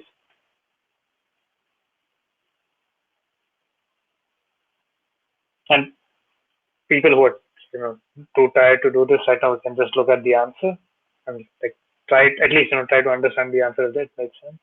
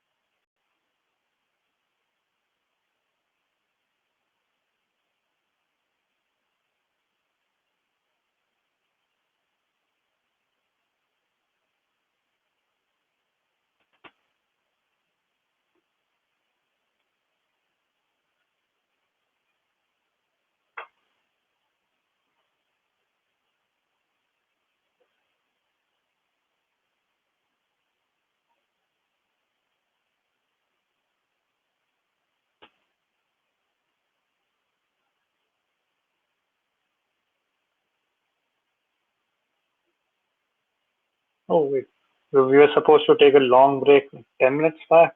So sorry I missed that. We were supposed to take like a 20 minutes break. Like, if you wanna go eat something, you wanna go bang your head against the wall because what I'm trying to make you do here. Feel free to do that. Okay, actually, let's take a 20-minute break. So my current time is 23:12. So maybe like an 18-minute break, and let's meet in 18 minutes. You can try solving this one, and if you're actually done with this, maybe send in like a I'm cool the emoji with like the sunglasses and I'm very cool. Ooh la la. So we have people who have already done this. So in that case, enjoy your break. Go get something to eat. Okay, thanks, We meet back. Merdul. Yep. We meet back in 18 minutes. Okay, thank you, Merdul. I'm gonna pause the session so that we're not recording empty air, and so I will check back in 15 minutes. Sure. Sounds good. Thanks.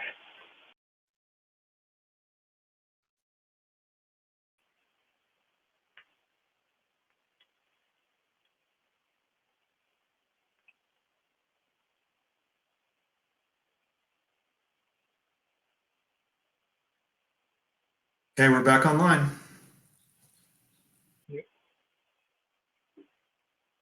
Hello, everyone. I hope everyone has some food or some beverages, and they're ready for some more network science. I'll wait for a couple more minutes to make sure everyone is back up.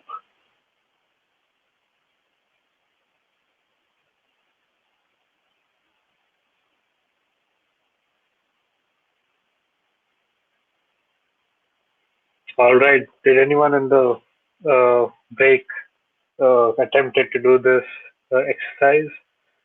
If you ended up doing it, just send in a like emoji.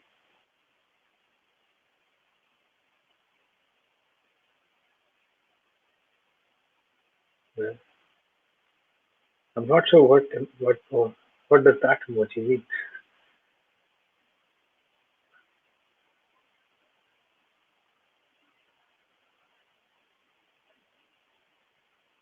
Let's wait for a couple more minutes.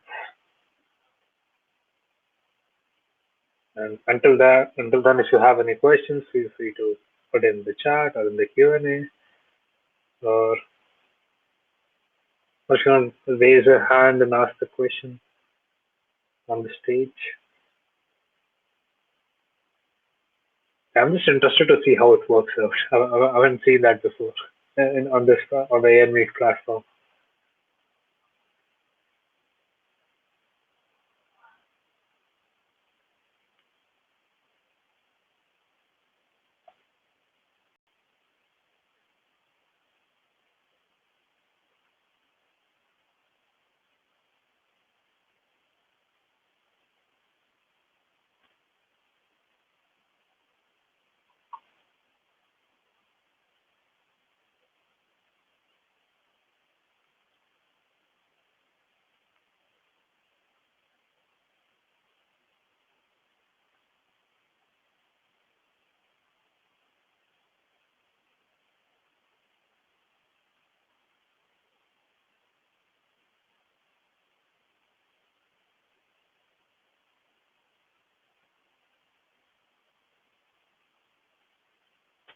You can use either a list or a set to make lists.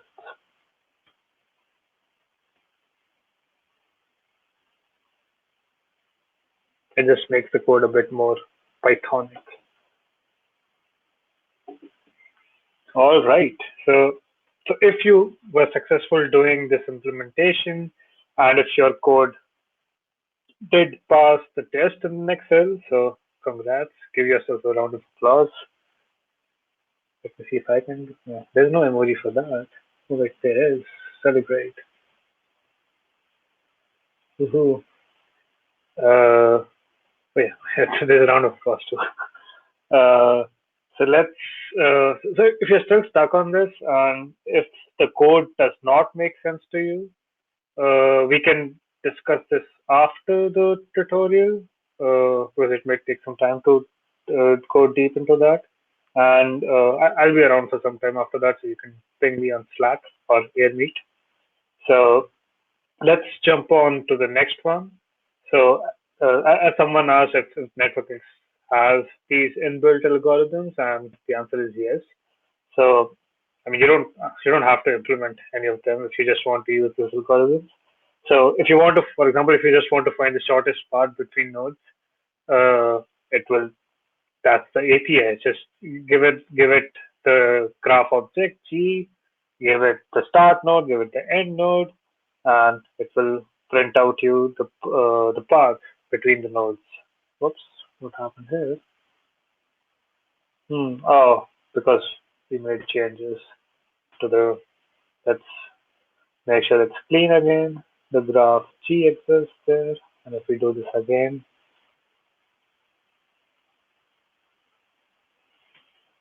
and as we can see live, one of the biggest complaints of Jupyter notebooks is the state keeps on changing, but you have to live with that. And so when we say shortest path, there's no such algorithm named shortest path. It actually uses some other algorithm. So you can actually select what kind of algorithm you want to use. So by default, it uses Dijkstra. And people who have studied computer science or even mathematics would have seen Dijkstra before. If you haven't, I mean, it's a nice, fun algorithm. You can read it a lot about it online. And then I believe you can also select Bellman-Ford. So I believe it's if you have negative cycles in your graph, and by negative cycle I mean suppose you have a node attribute which is like weight, like some weight, and if the weight is negative, then Dijkstra wouldn't work. You would need something like Bellman-Ford, so you can use that. And you can further look at the API of NetworkX. Network is pretty good documentation, in my opinion. So you can go look at the API and look at all the paths, all the shortest path algorithms there. And if you think the API does like if the documentation does not make sense, please open an issue.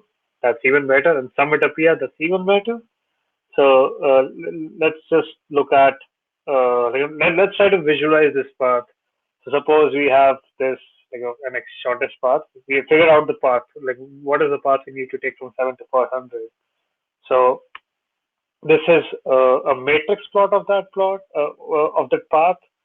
So does can someone quickly explain in the chat what's happening here? So before that, I should explain what we did here. So we did something.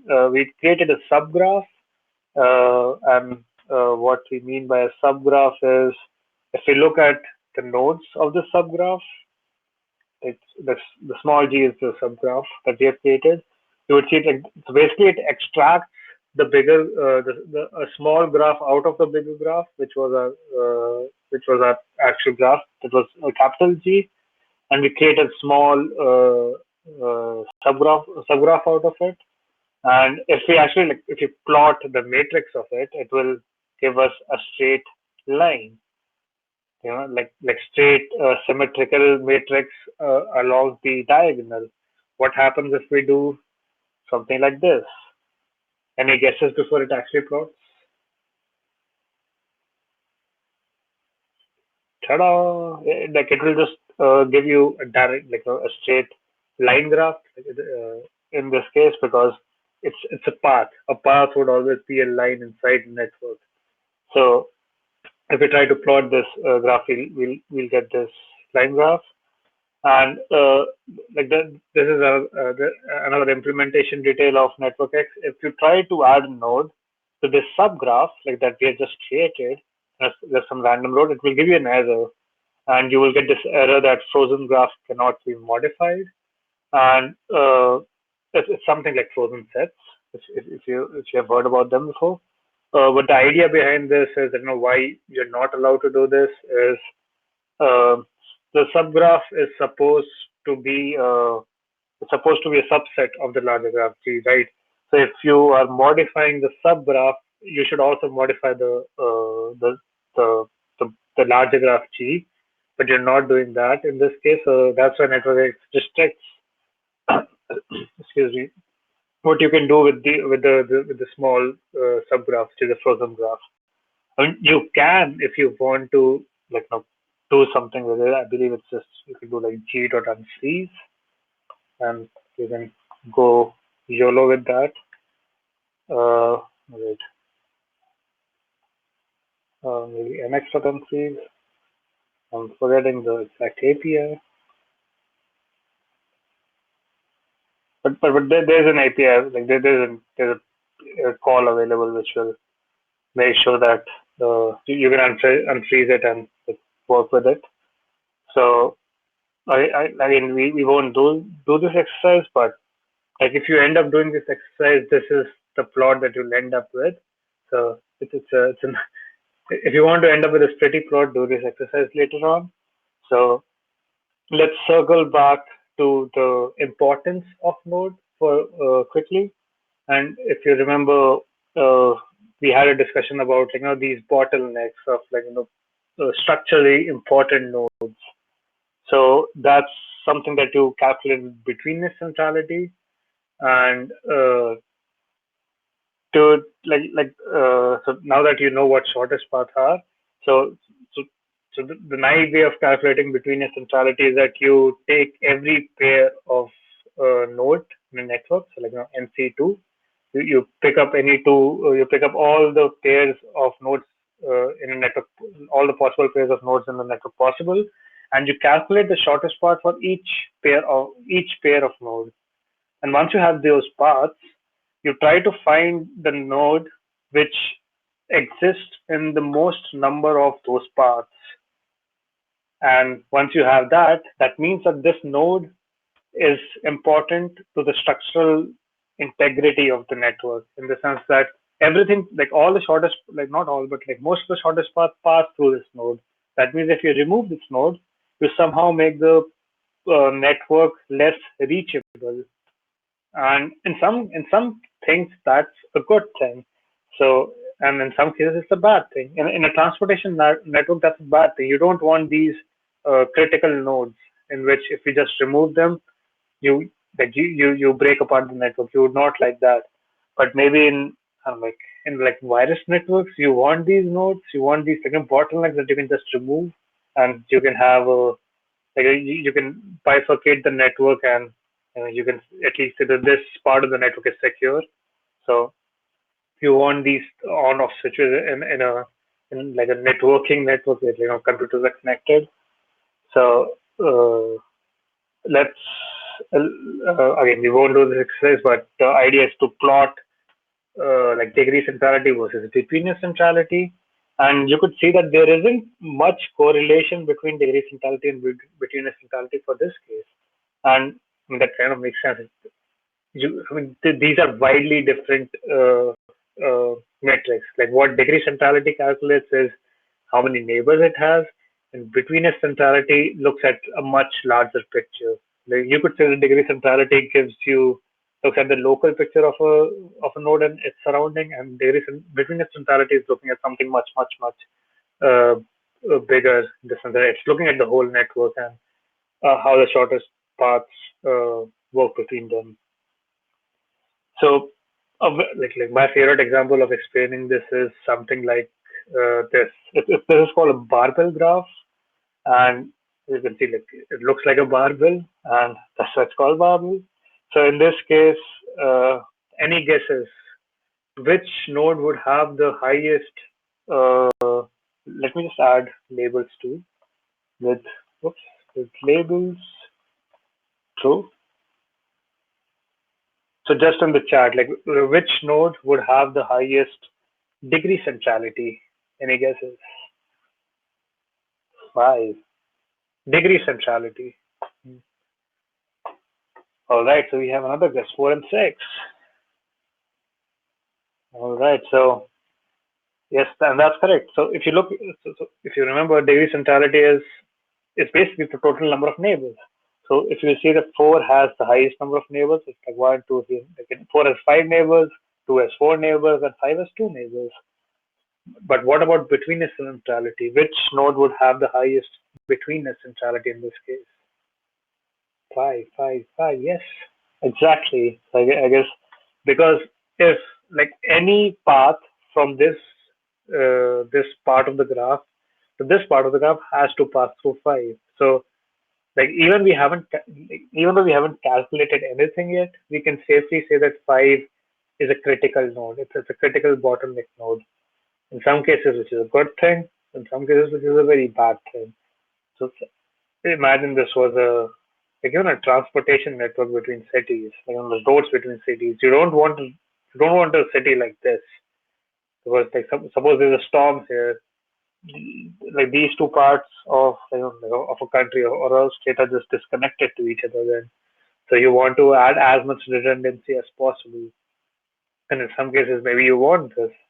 You want to make it like you want to make sure that you can turn off or you can turn off the communication between two things as soon as possible. So you would need you want something like this. So just a quick recap what we have done till now. We haven't implemented that the first, but we have tried to get an intuition behind that. We have extracted a subgraph.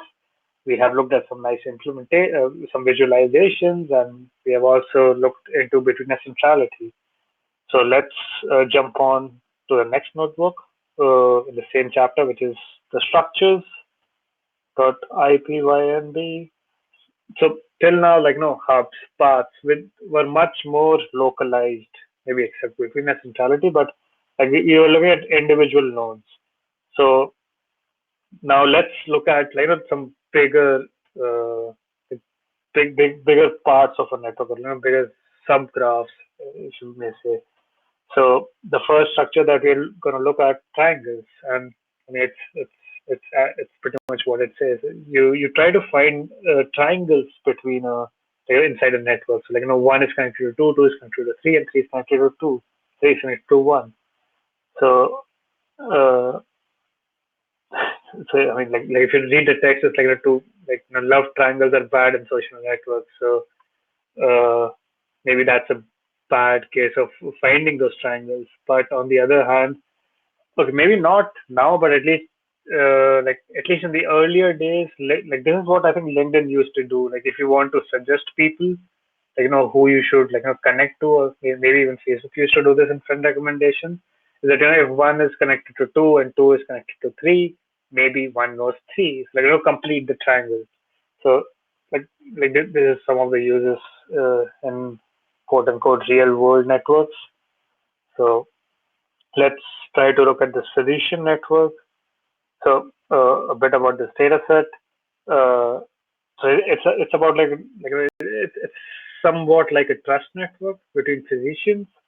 It represents like if there's an edge between them, it's like the physicians they talk to each other, they discuss things with each other, or they take advice from each other. If this happens, you have this you can create these trust networks, and I mean and you can also call them the community networks. And the first exercise. This may take time, so let's not do this. The first exercise is finding triangles in a graph. Uh, let's do the second exercise. It's about you need to identify whether a node is in a triangle relationship or not. And most of the you can read through this description, and it should help you. And the code, like you need to basically write in triangle. And let's have like a 10-minute and like 5 minutes for this. Again, if you're done, send in a thumbs up.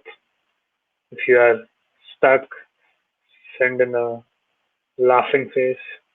Or if you have any question, feel free to put it in the chat or Q&A.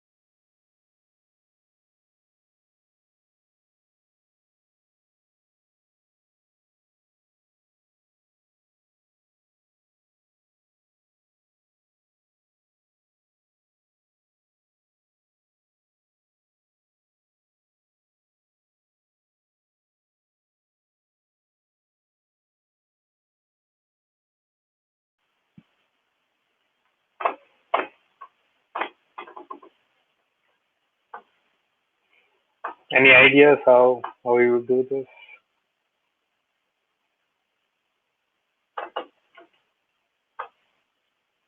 All right, we have one.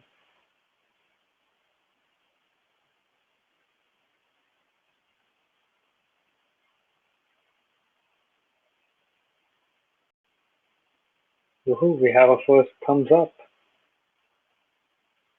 So let's just quickly look at this solution. Like there are multiple solutions, and one of them is we just look at all the possible combinations of nodes for that node, and we look at if there's an edge between two neighbors of that node. That means it's in a triangle relationship, so we return true. Otherwise, we return false. So so that's one way of implementing this. Again, I find this is much. There's just like much more, idiomatic Pythonic in my opinion. But again, there are multiple ways. And if you did end up implementing this, you can test it out. If it prints nothing, that means it's good news. Uh, and then there are a bunch of other triangle related exercises that you could do later on. And this triadic closure is the one that we just talked about. With LinkedIn or Facebook can suggest you friends or suggest you new connections by looking at open triangles, and you can create an algorithm for that if you want. But we won't do this right now because there are a lot of exercises and it will take a lot of time. So let's just quickly move to something called cliques. So clique, like as it's used in English, it's a group of people, or a group of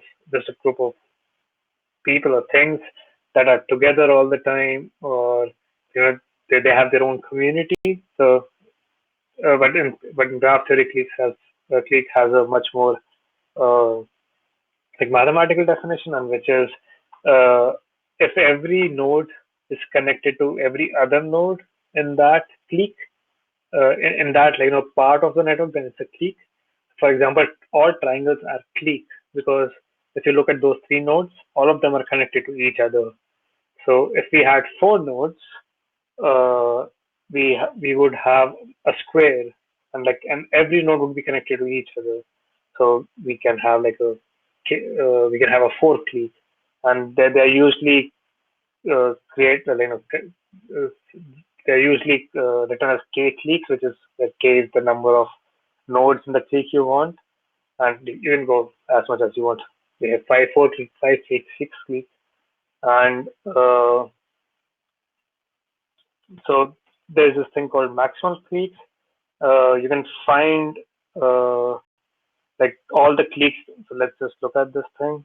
The networks already provides you this function. So let's find clique.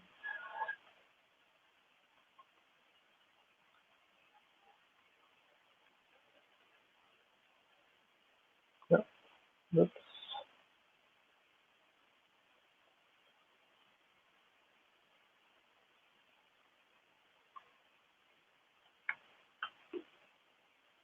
find cliques returns you a generator object, and if you remember from the last example of generators, just cast them to a list. Whoops. And you're good to go. List, and let's just look at the first five cliques that we have here, and you'll see that so it's returning something like 1 2, which means one is connected to 2, 1 3 is one. So it's a two clique. So every two clique is essentially every edge is essentially a clique, because there are two edges, there are two nodes, and both of them are connected to each other. So every edge is technically a clique. But then you also have these four cliques, which are much more interesting. And if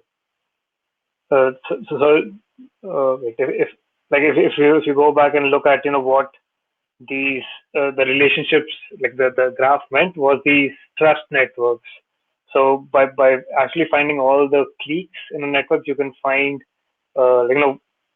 who does how big is this trust network. So can you find five or six physicians, or even 10 physicians where everyone trusts each other. So it's finding these full graphs between inside a graph. So that's the application of finding cliques, and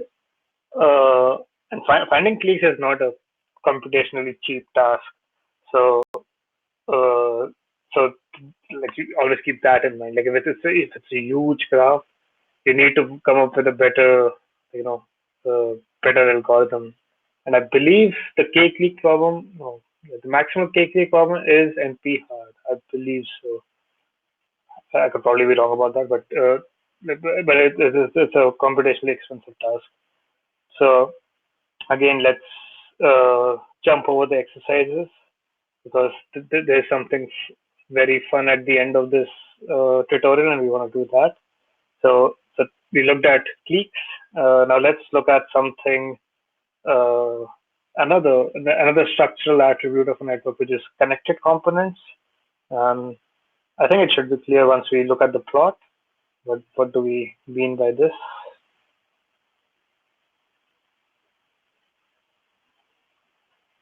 We're waiting for it to.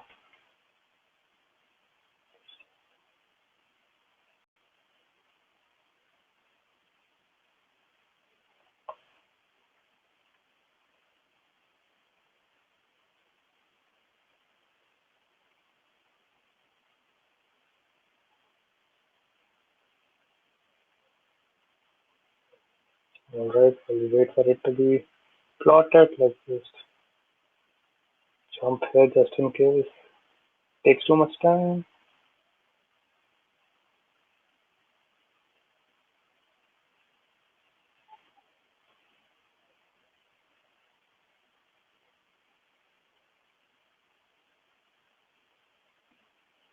You could probably see the plot locally, like while it loads here. Like you try to infer the plot, like try to figure out the idea behind it, what's happening here. Can you make any guesses? Can you infer anything from this plot?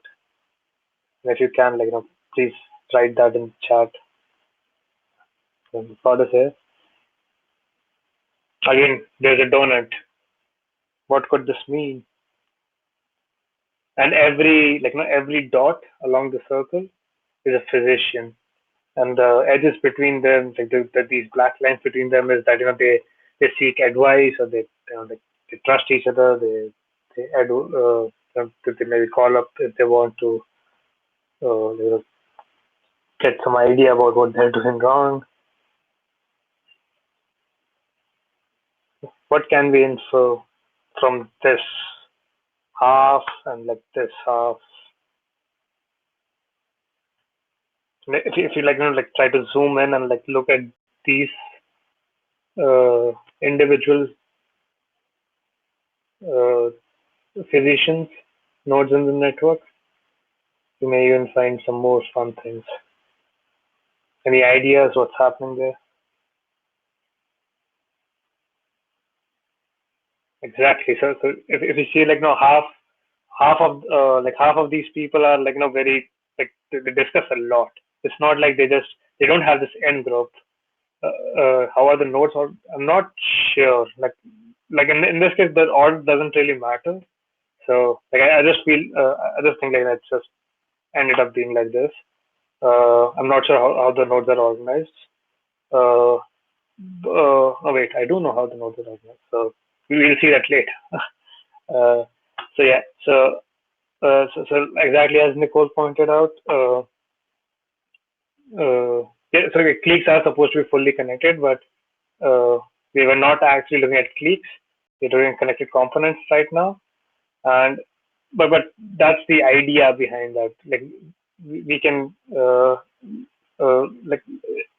not doing any exact analysis right now. We're just trying to infer the data, infer things from the plot.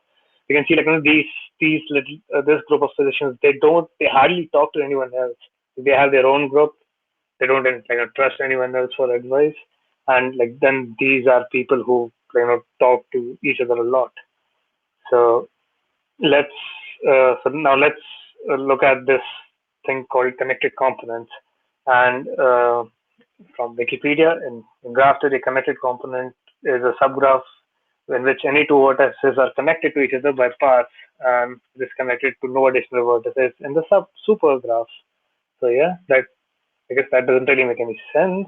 Doesn't make much sense, but we will see what's happening here. So we use connected components, which is already present in Network X, and we create the subgraph nodes, and it says it has 4 connected components.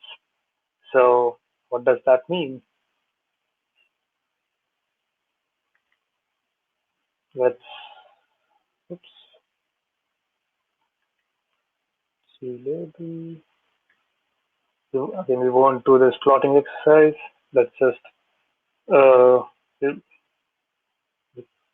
just wait for the plot. And while we're waiting for that, let's just go back here.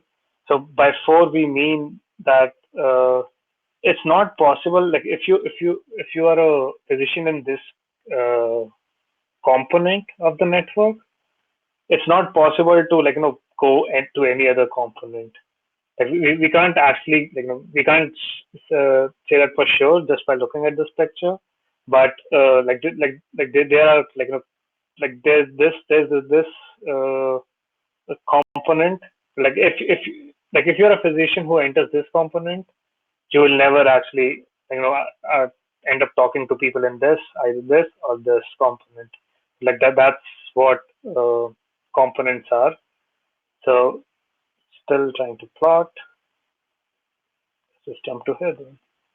Okay, so yeah, so like if you do the exercise, this is how it works out. You'll see that there are no connections between 0 and 1. There are no connections between 1 and 2. Then there are no connections between 2 and 3. So if you look at the older code that we wrote about path exist, if you try to find a path between a physician in group 3 and group 1, it will return you false, because there's no way you can go from this group to this group.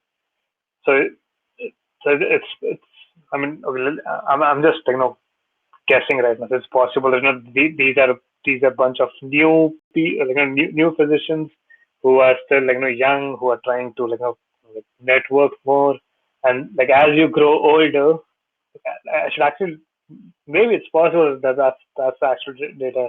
As you grow older, you have a smaller and smaller a community of people that you trust, and you end up creating these little communities. Even in the bigger component, you can see there are certain communities that are almost forming. So that's the idea behind connected components. And yep, so this would do something like that. Let's just stop this function from running. So yeah, so we have looked at hubs, what are important nodes. We have looked at how to find paths, how paths look like. We have talked about a bit about structure of a network, of what are cliques. Cliques are subgraphs, like proper fully connected graphs. And just to give you a better view of this, let's just create a random graph and look how things work out there. Let's create with 10 nodes, not that connected, and oops. If we do nx.draw here,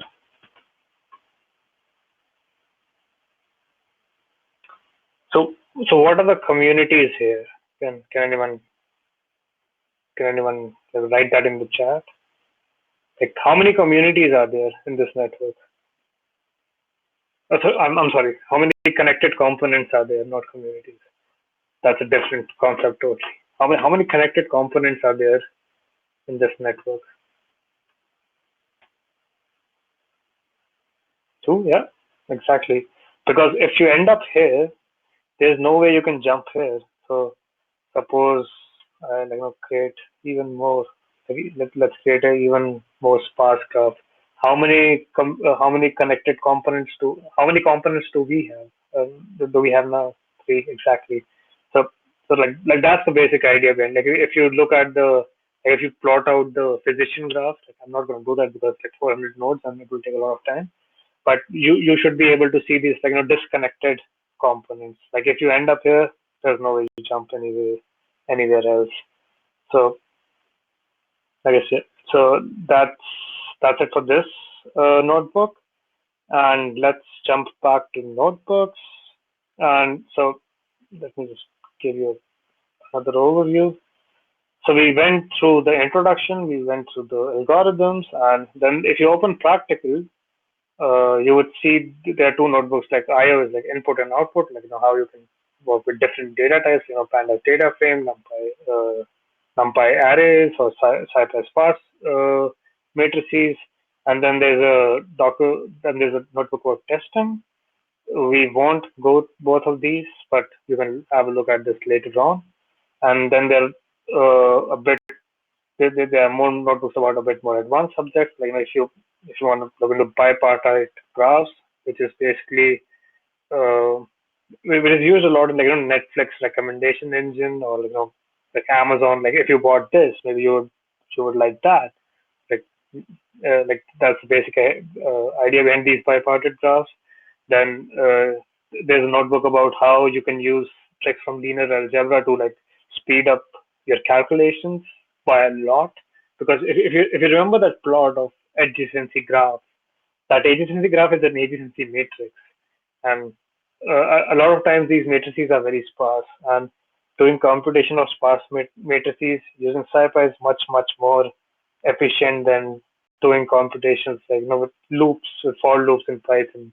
So things can get very fast with linear algebra. And then there's a notebook about stats, which like network statistics, if you're interested in that. But now we'll jump to something much more fun. So we'll talk about Game of Thrones. So this is what the build-up has been up to. Like we have learned the ins and outs, not like we have learned the ins and outs of network science and network X to do this. So let's make sure everything is switched off, like all the kernels are off, because we don't want anything wrong to happen with Game of Thrones. So before we start Game of Thrones, let's have a quick emoji poll. If you like Game of Thrones, put in a thumbs up. If you don't like, put in a laughing face. If you don't care, put in like the cool guy thing. Alright, so I would do the cool guy thing too. I don't care about Game of Thrones. I just watched it for this tutorial. Alright, so you can find this notebook in 5 case studies. Game of Thrones.ipymp.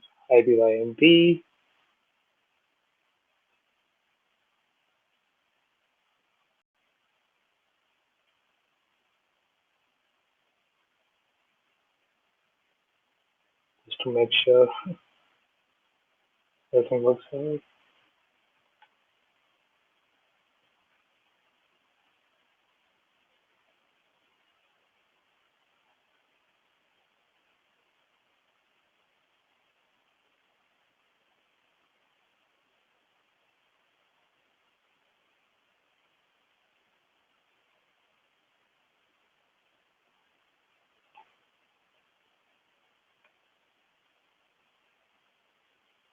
All right, so make sure the first cell runs.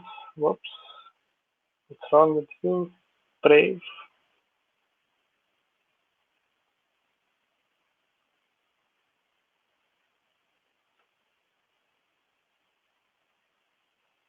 Looks like we are having some laptop memory issues.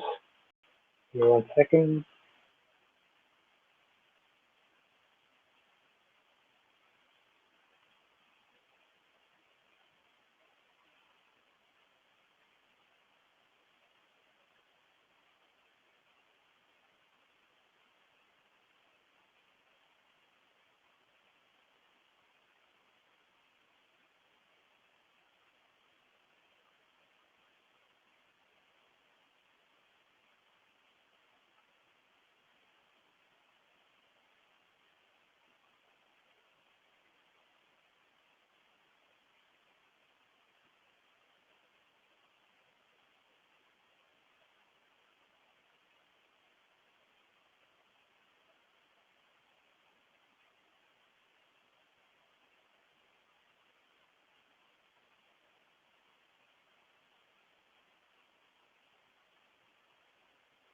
All right, while it loads, I think it has loaded. No, the kernel is still not loaded. Let's just go through the static website right now. So we have looked at the basics of where is community? Do you mean the package community, or Oh yeah, the package.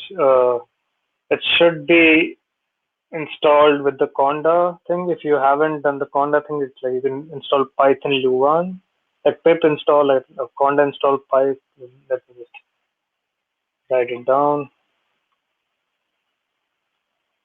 So like this is one of our summer projects.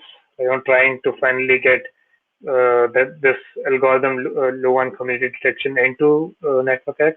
Right now it exists outside, like someone else did it, and we are trying to get this in NetworkX, the community detection algorithm. So there's distinct difference between cliques, components, and communities, which we'll have a look in this uh, notebook. So so now we have a real world data set, right? It's like a very important real world data set. And the way this data set is created is it's not based on the, if you're familiar with Game of Thrones, it's not based on the TV show. It's based on the books, which the TV show is based on, and it's created in a pretty naive way. Like you just pass the notebooks, pass the books, and if two characters uh, if their name appear in the vicinity of like 15 words, then there's an edge between them. And if it happens a lot of times, then you have you just keep on counting that. So that's why you have the edge metadata. And this is not the this is not the best way of doing it, but this is one way of doing it. And like the good part about this data set is that like a lot of times it's like things would be ambiguous, but it would be like the kings talk to someone. Uh, so in this case, like people did it manually, like who is the king, what they mean. They passed through the books manually too. Like, most of it was automated, but to make sure that these uh, things don't happen, they did some manual data cleaning too. And the question is, what are the colors distinguishing? So these colors represent communities. We look at communities in a bit in this notebook, and the way communities differ from components are, so components and like there's a strict rule about components that you should not be able to jump from one component to another component. So they need to be disconnected. But that's not the case with community. So communities represent nodes which are related together in some way. We we can now we can define in a lot of ways what that metric or that way is, how these people are related. That could be something like density, like the one we saw in the first notebook. If you have these uh, if you have a bunch of nodes which are connected to each other and they are very densely connected, then you can say that's a community. uh, then there's this thing called like if you look more into network science, there's this thing called modularity of how modular is a network, and this is how Python like the Luan community detection algorithm works. It tries to add nodes to maximize this quotient, like metric called modularity, and we'll have a look at this in this notebook. So let's go jump back. So, and if you've seen Game of Thrones, or if you've you read the book, like give me a thumbs up if you have at least seen it or read the book. All right.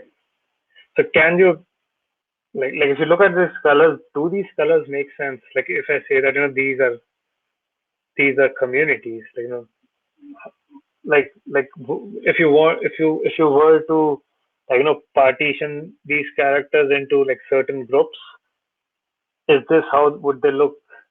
Like would Eddard Stark and like Robert Baratheon be in similar communities? Would Robb Stark and Catelyn Stark be in the same thing? Would Jon Snow and Samuel Tarly be in the same community?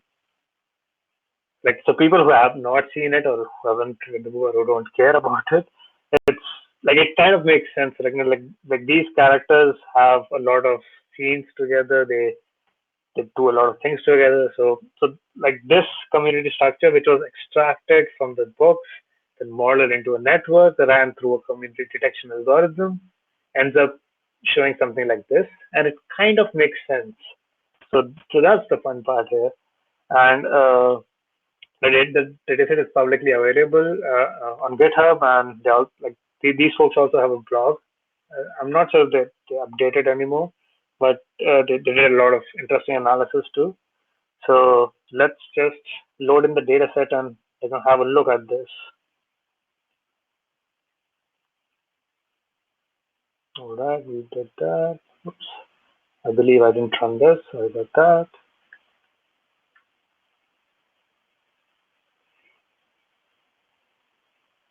All right, so data is loaded in, and we do this weight inverse thing. We will discuss this later why we do this.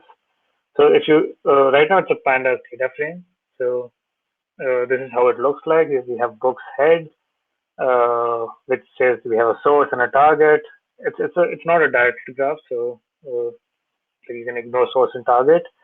You can see the type is undirected, and the weight here represents the number of interactions they had. So according to this data set, it means that Adam Marbind and Jamie Lannister had 3 interactions in book 1. So they were like the multiple books. There were 5 books. 5 books. There are 6. How many books were there? Yeah, I believe, yeah. Let's just look how many books there were. So in every book, there are different number of interactions between different characters. That's the data set. And for example, if you want to see in book 3, how many, what kind of connections did Rob Stark have? You could run this pandas query, and if you look at the head, you'll see that these are the kind of connections that Rob Stark had in book 3. Rob Stark has a lot of connections with Bran Stark, a lot of so they coexisted in a lot of sentences, or nearby sentences, and also Rob Stark and Arya Stark. So these things kind of make sense, and once we have this data set, we can easily create a network graph through it.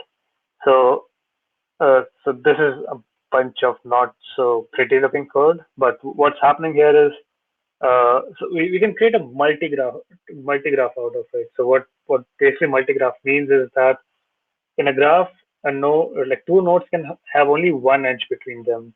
But in a multigraph, 2 nodes can have multiple edges between them, and that edge can be like anything. For example, if it were a transportation network of Europe, so you have Paris, London, Berlin. It's possible to go from train from Paris to London. It's also possible to take a flight. It's also possible to take a bus. So every mode of transport could be a different network in itself, but you can also compress all of these networks into one network, and that's called a multi-graph network. And so in this we create instead of creating a multi-graph, we just create 5 different networks for every book. So if you see the graphs is just a list of networks. Is there yes, there is. So we haven't really talked about weighted graphs much, but in this notebook we would. So a weighted graph just means that if you're adding any metadata, any attribute on the edge, it's a weighted graph. If that metadata is called weight, then we just call it a weighted graph. But in a multi-graph, you can have every edge in that multi-graph technically represent another network. It's very easy to extract that network out of it. For example, in this case, every edge between 2 nodes represents one book. In the case, suppose there are X number of connections between 2 characters in the first book, and there are Y number of connections between those characters in the second book. We could just create single graph and add all the metadata to that edge. That's also possible, and it will be just a graph. But if you want to like think about it in a networky way. You could have 5 different networks. So let's execute this. So we have created these list of graphs. And if you look at the first element of this list of graphs, it's a graph object. Just like that. If you look at the second element, it would be a graph object. So let's look at what kind of relationships we have. The relationships, we're just looking at for example, we're just looking at the first book, which is graph 0. We are extracting all the edges with the data, with their metadata. And if we look at the relationships in the first book, we can see that Adam and Jamie have a weight of 3, and weight inverse is just like a 1 upon weight. We'll look later why we did that. Suppose let's look at book 3. Relationship 03 says that Adam and Jill have a weight 3. Adam and Jamie still have a weight 3. We have new characters now. Like the book is evolving, the characters are evolving, the story is evolving. So here comes the $1 million question. Finding the most important node, which means the most important character in these networks.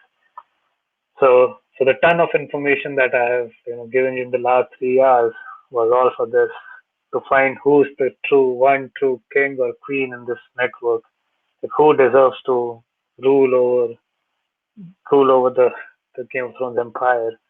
So let's use what we have learned already. Let's use degree centrality. So if we look at degree, we just run like degree centrality for example, for book 1 and book 5. So when I say graph 0, remember, because Python is 0 indexing, so which basically translates to book 1, and graph 4 translates to book 5.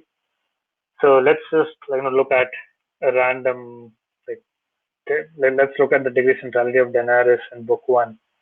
So they had a degree centrality of 0.11. I mean, we don't know what that means unless we can see the other. We don't have anything to compare it to, right?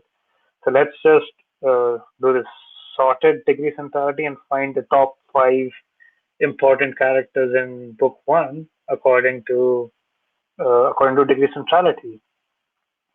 So according to that, we have Eddard Stark, we have Robert Baratheon, we have Tyrion, we have Catelyn Stark, we have Jon Snow.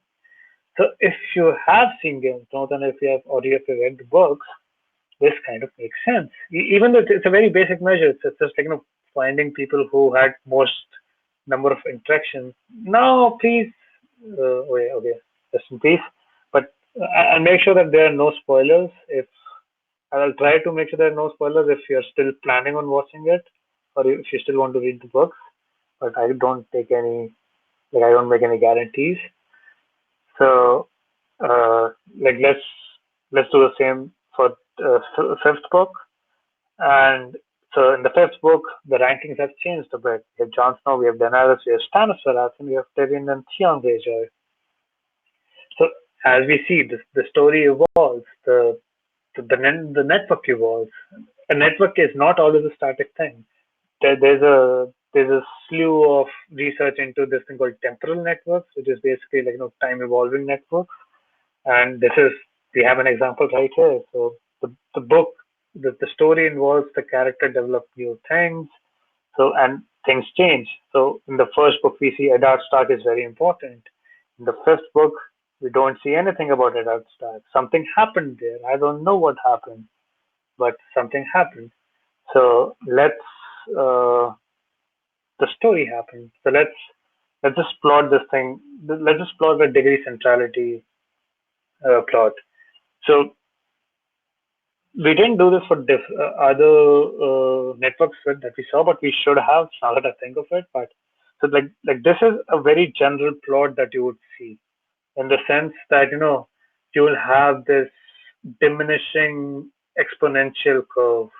It's not exactly a curve, but this is how it looks like. Most of the nodes will not be that connected. We won't have similar connections, and it will taper off. It's like Twitter. If you try to plot the Twitter follower like follow, and in Twitter, a follower would be a neighbor, like in that context.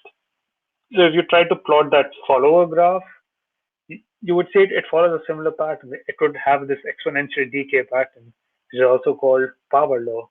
And so there are like there's a camp of people in network science research who strongly believes that all the networks and all the systems in the world converge to power law. Like everything has to follow this thing, this exact power law, the power law distribution. And then there's another camp who argues differently. They're like, no, it just looks like power law. It's not exactly power law. But I'll keep that debate out of this. And let's look at the same plot, but in a fancy way, which is called a log-log plot. We just take a logarithm on both sides, and we see this like straight, sort of straight line, like straight line which is going negative, and like if it were a perfect power law, we would have seen a straight line, but where it's just like taking a log of exponential is constant. So not constant, but like x. So you would see this straight line, but because it's not at totally power law, we see this we see these plots distributed along that straight line. So let me just have a look at time. Yep. Maybe let's not do this exercise. I'm sorry if you want to do the exercise and I'm powering through it. I'm sorry for that, but if you're interested, I'm more than happy if you do the exercises. I'm more than happy to talk about this after the tutorial. Please send me a message on Slack or Twitter or GitHub, whatever. So in this, we just invent a new degree measure, which is called weighted degree. And the idea behind that is that instead of just looking at the number of nodes, we also look at how many connections is like how many connections is that person making with how many interactions. So if you remember in the data set, we also had information about like what are the number of interactions between two characters. So we basically sum them up and like normalize it, and that's how we end up with this thing called weighted degree. And again, the same thing, like it follows a similar sort of pattern. And if we try to find the weighted degree of book like book one, then we end up with Ecds Plot, Robert Graph, and John Snow, and which is pretty similar to what normal degree centrality gave us. And if you look at this syntax, this looks very scary, right? Like this is why we use pandas in the other notebook. I suggest you use that too. I should update this code. And so we have looked at degree centrality. Now let's quickly look at betweenness centrality. So just to recap, degree centrality is something which tells us the local importance, or like importance in the sense that how many interactions that the character has, how many how many neighbors, like how extrovert, or not extrovert in this sense, but how many connections the character has, how many different people it connects to. But in betweenness centrality, and as we saw, just because someone is highly degree central, that does not mean that they're necessarily highly betweenness central. So let's just try out this hypothesis. What does that mean? So in book one, we see that Ecds Plot is still important, even according to betweenness centrality. So but right now we are just looking at the structure of the network, in the sense that we are not considering how many interactions the person has. For example, we are not considering the weight that we had in the data set. So till now, most of our analysis is just looking at the plain structure. That's it. But the weight of an edge in a network is also very important information. So let's try to create those interactions. Let's care about them now. And if we run that again, it gives us Ecds. So we have three different kind of centrality measures which are giving us the same result, that Ecds is important. So we can kind of safely say that fine, maybe Ecds is important in book one. And quickly about this weight inverse. So so, let's think about what betweenness centrality is doing. Betweenness centrality calculates the shortest path between all the nodes.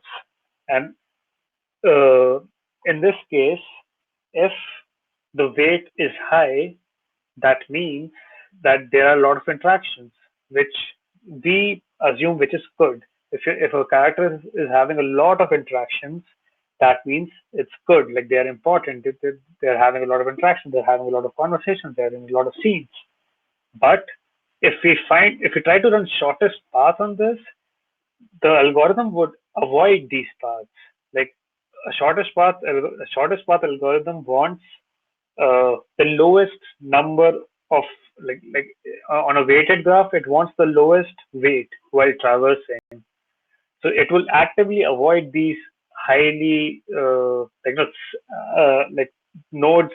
It will avoid these edges which have a lot of interactions, but we want to care about them. So we create this inverse. So like if there are a lot of interactions, we want that to be counted. We want the shortest path to go through that. So that's why we create this weight inverse, and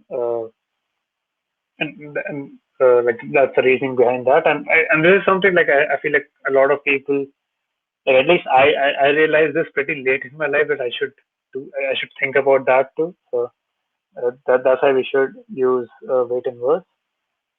But you could see that there are some differences between weighted and unweighted. So so things change as soon as we start caring about interactions. And now it depends on your analysis. Like, do you want to care about that or do you not want to care about that? So again, it depends on the questions you're asking from this data set and how you're modeling it.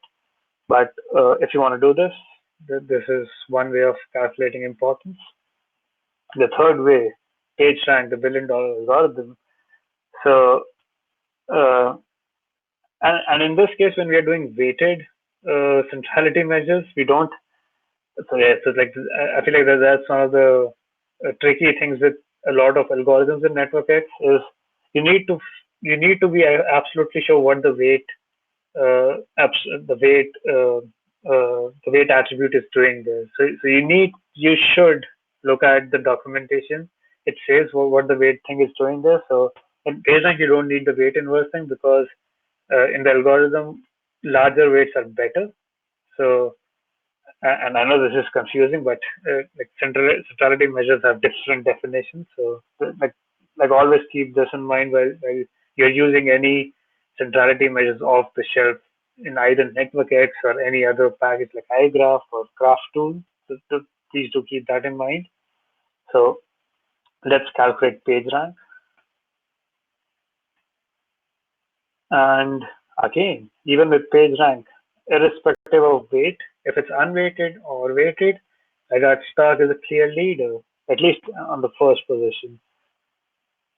So we can pretty much safely say that Ecds is an important character in the first book. I think all of us can agree to that. If not, please send me like a smile, like a laughing emoji. If you don't agree with that, Ecds is important in book one. Again, like in this exercise, the idea is can you run these naive correlation, like a Pearson correlation between these different measures, and so 0 is PageRank, 1 is betweenness centrality, 3 is weighted degree, and 4 is degree centrality. So if we look at like most of the because 0 like the timer would always be 1 because they're correlated, but they're the same thing that we're comparing. But most of them are pretty highly correlated, except 3 and 1, and that's degree centrality and betweenness centrality. So these two these two measures that we have calculated have they're not as closely related as others, and that makes sense because these are calculating fundamentally different things, and depending on what you care about, like what's your question to this data set, it depends what you want to do with it. So you need to select your centrality measures correctly. So, and now here comes the storytelling part of the notebook. Like just like okay, we know that Ecds Plot was important in the first book, but what happens? How can we plot novels and stories with mathematics and network science? Like I claim yes we can by these good looking matplotlib plots. So the idea is that you plan. I just take three famous characters that I've started in Lester Jon Snow, and I plot their importance in terms of degree centrality over the course of books. So first book, second book, third book, fourth book, and the fifth book. So people who have seen it, or if you have read the books, like these graphs may make sense to you. So we have it at start, right at the top, and then it's the graph dies a slow death and it just withers off. Then something happened in the third book where Jon Snow is back up to life and then goes back and then is back up.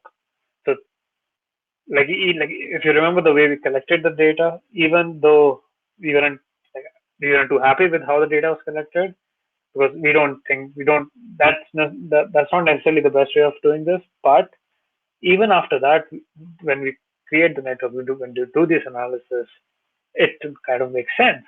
So that's the fun part. So so so let's just create this like a set of characters that we want to follow, because there are a lot of characters. We don't we don't want to plot everything, right? So how these characters are selected is you just take the top five. You just take the union of top five from all five books, and we end up with this list of characters. And let's see how these things evolved. So if we run this, we get a nice. Let's wait for the plot.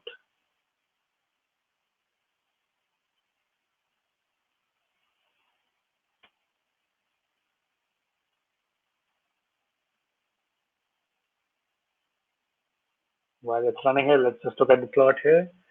So if you look at your notebook or on the screen, you see that we have these smash line going all over the place, but we can still make out some things.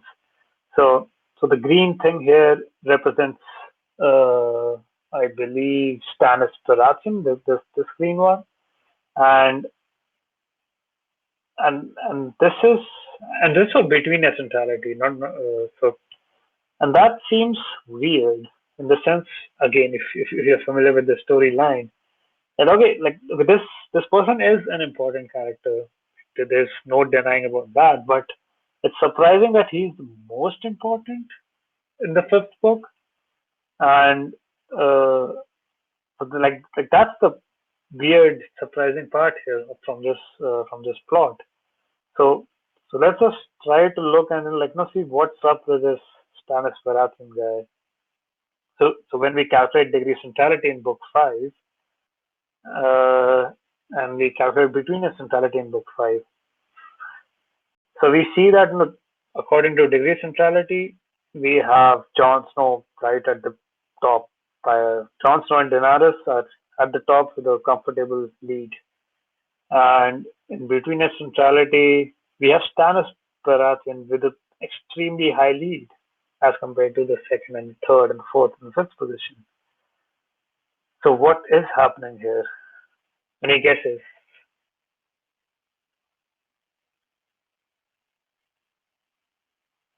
Feel free to type in. in the chat.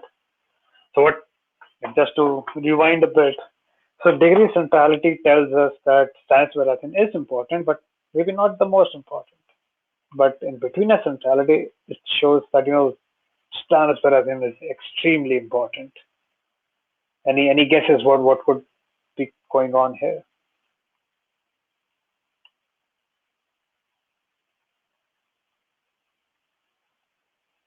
Exactly. So I like I haven't gone through the data set with a comb, but that's my idea too. As Bob mentioned that even though like maybe it's possible that Stannis is not connected to everyone, but it's pretty central. So if we take the idea from a barbell graph, this is what I think someone Stannis is. Like this is how Stannis may end up looking in the network. So not exactly this network, but something like this, where Stannis is connecting two different communities or two different parts of the network, and it makes sense.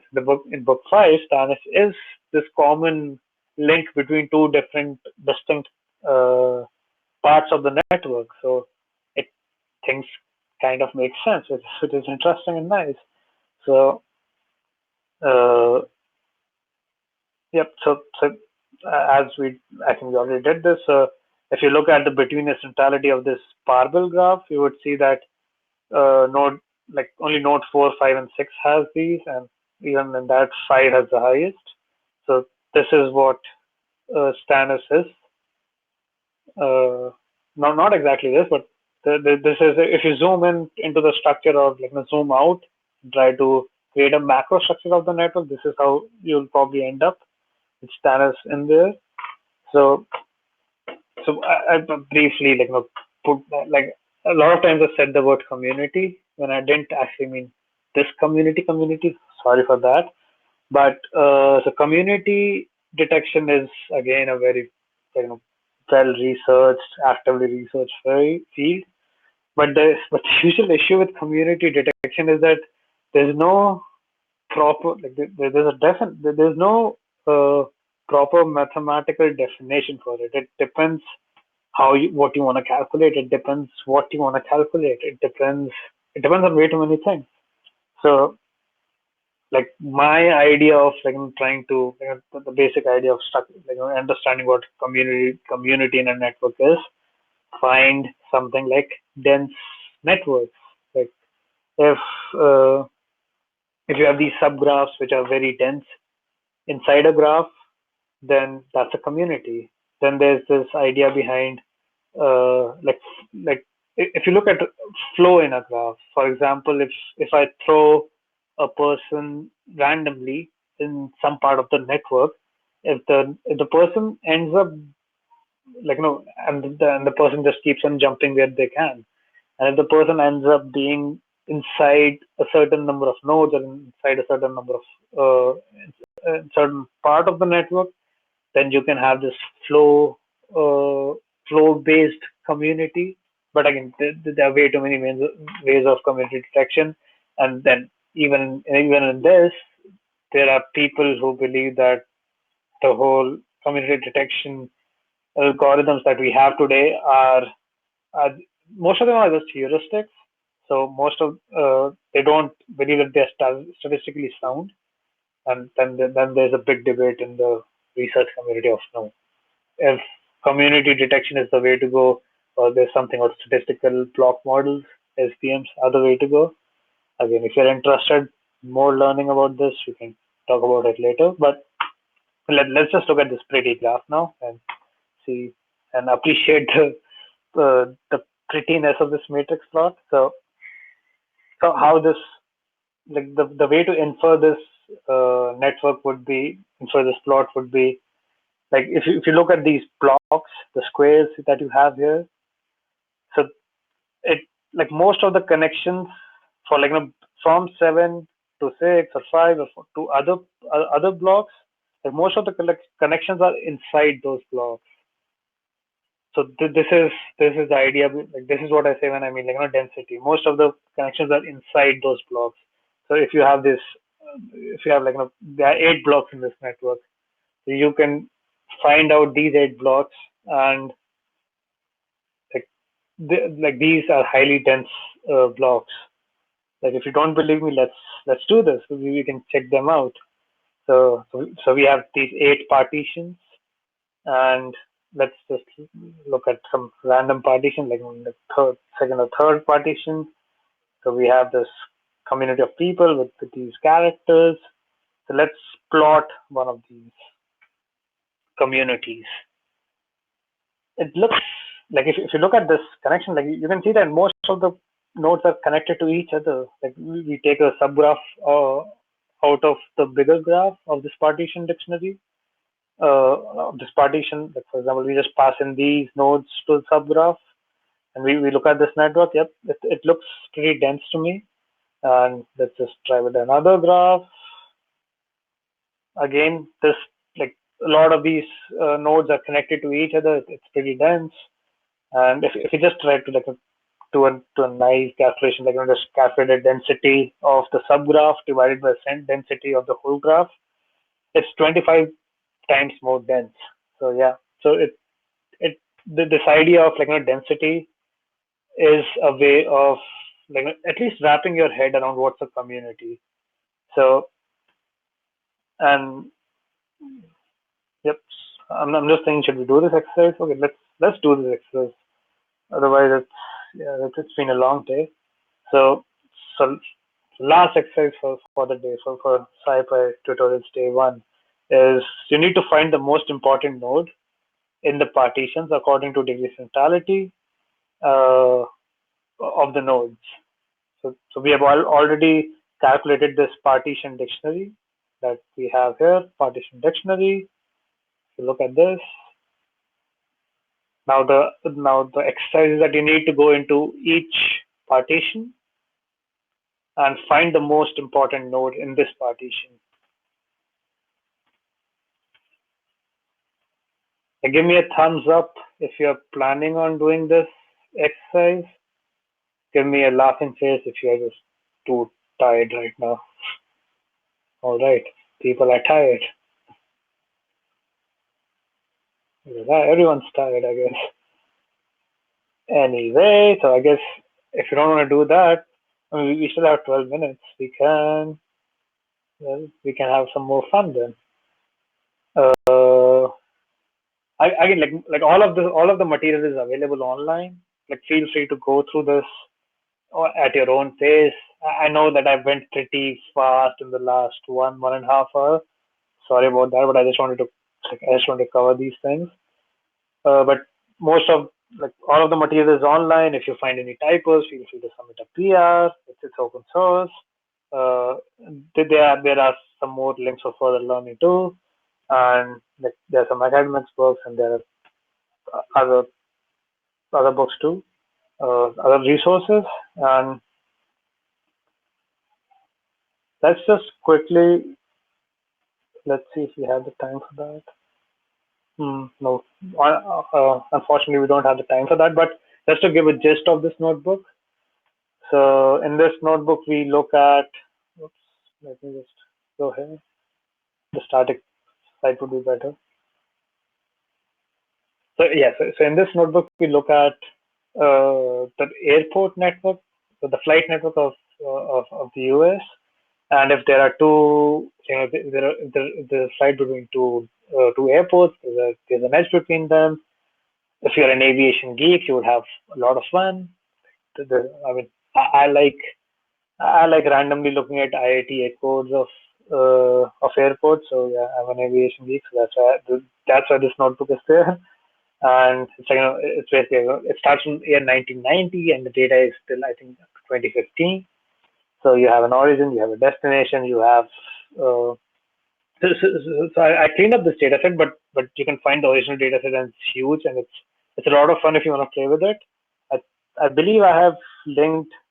Oh yes, it's taken from Bureau of Transportation Statistics. It's available on the website. It's a huge treasure trove of data. So you can look at these. So in the clean data set, you have this origin, you have destination, you have year, you have number of passengers flying on that route in that year, and you have the carriers that fly that route, and you would see most of these carriers are now defunct. But for example, if you want to look at like flights from New York to Austin in the year 2006, so around 105,000 people flew that route. They took these carriers, and again, because we have nodes, we have edges, we have airports, we have flights, we create a network out of it. And in this case, we do end up creating a multi-directed graph. And okay, quickly. So why can anyone write in the chat? Why do we create a directed graph here? Any guesses? In an airport, in a flight network, why do we have a directed graph?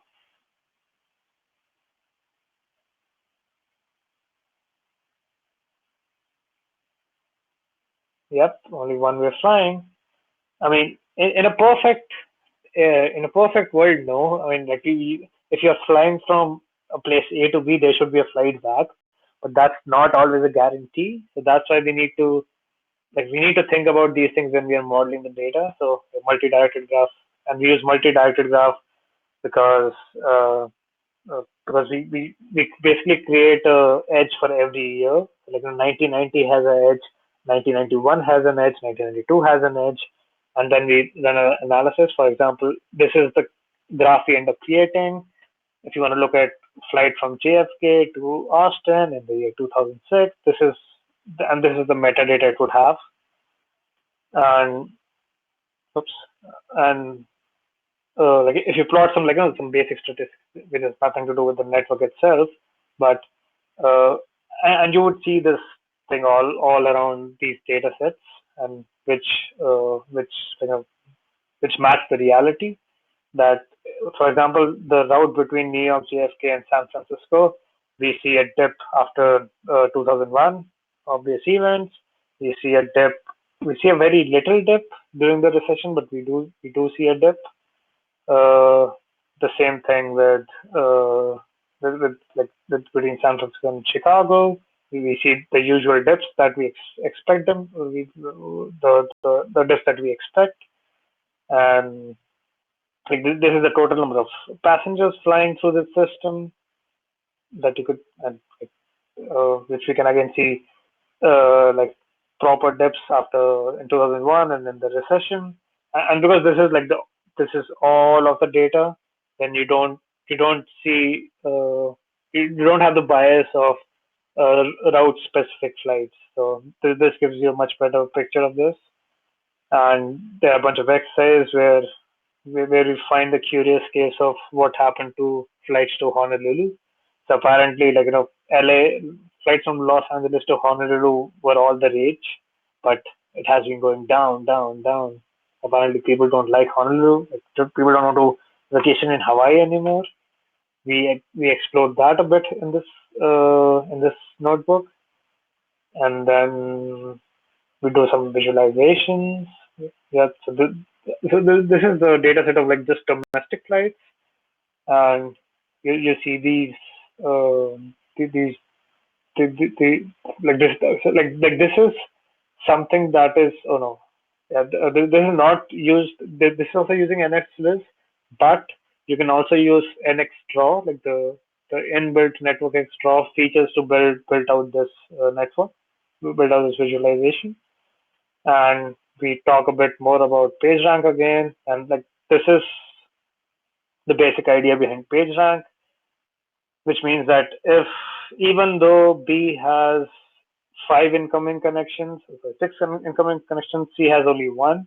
C is also as important as B because B is an important airport. In the case of PageRank, it's an important website which is pointing towards C, which basically means C is important because the incoming connection is from B. So as you can see, a lot of fun stuff is there in this notebook. So I would encourage you to please go through it. It's nice. If you have any doubts, during the conference, you can ping me. If not, you can just create an issue on the repository, which is linked on GitHub. You can just go in and create an issue. We'll try to solve it as soon as possible. I'll give you a proper link where you can find your answer. So I guess that's about it for today. Thank you. And I'll probably hang out a bit more in the area. So let me know if you have any questions. Ping me if you have if you want to talk about anything. Thanks.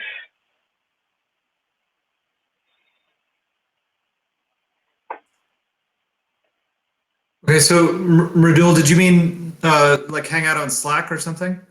Yeah, Slack. I mean Slack. Okay. All right, so let's do that. Let's end this session. I see everybody's applauding. That's really positive. So thank you, Mridul. We will break for today. Remember, there are more tutorials tomorrow morning. Yep. And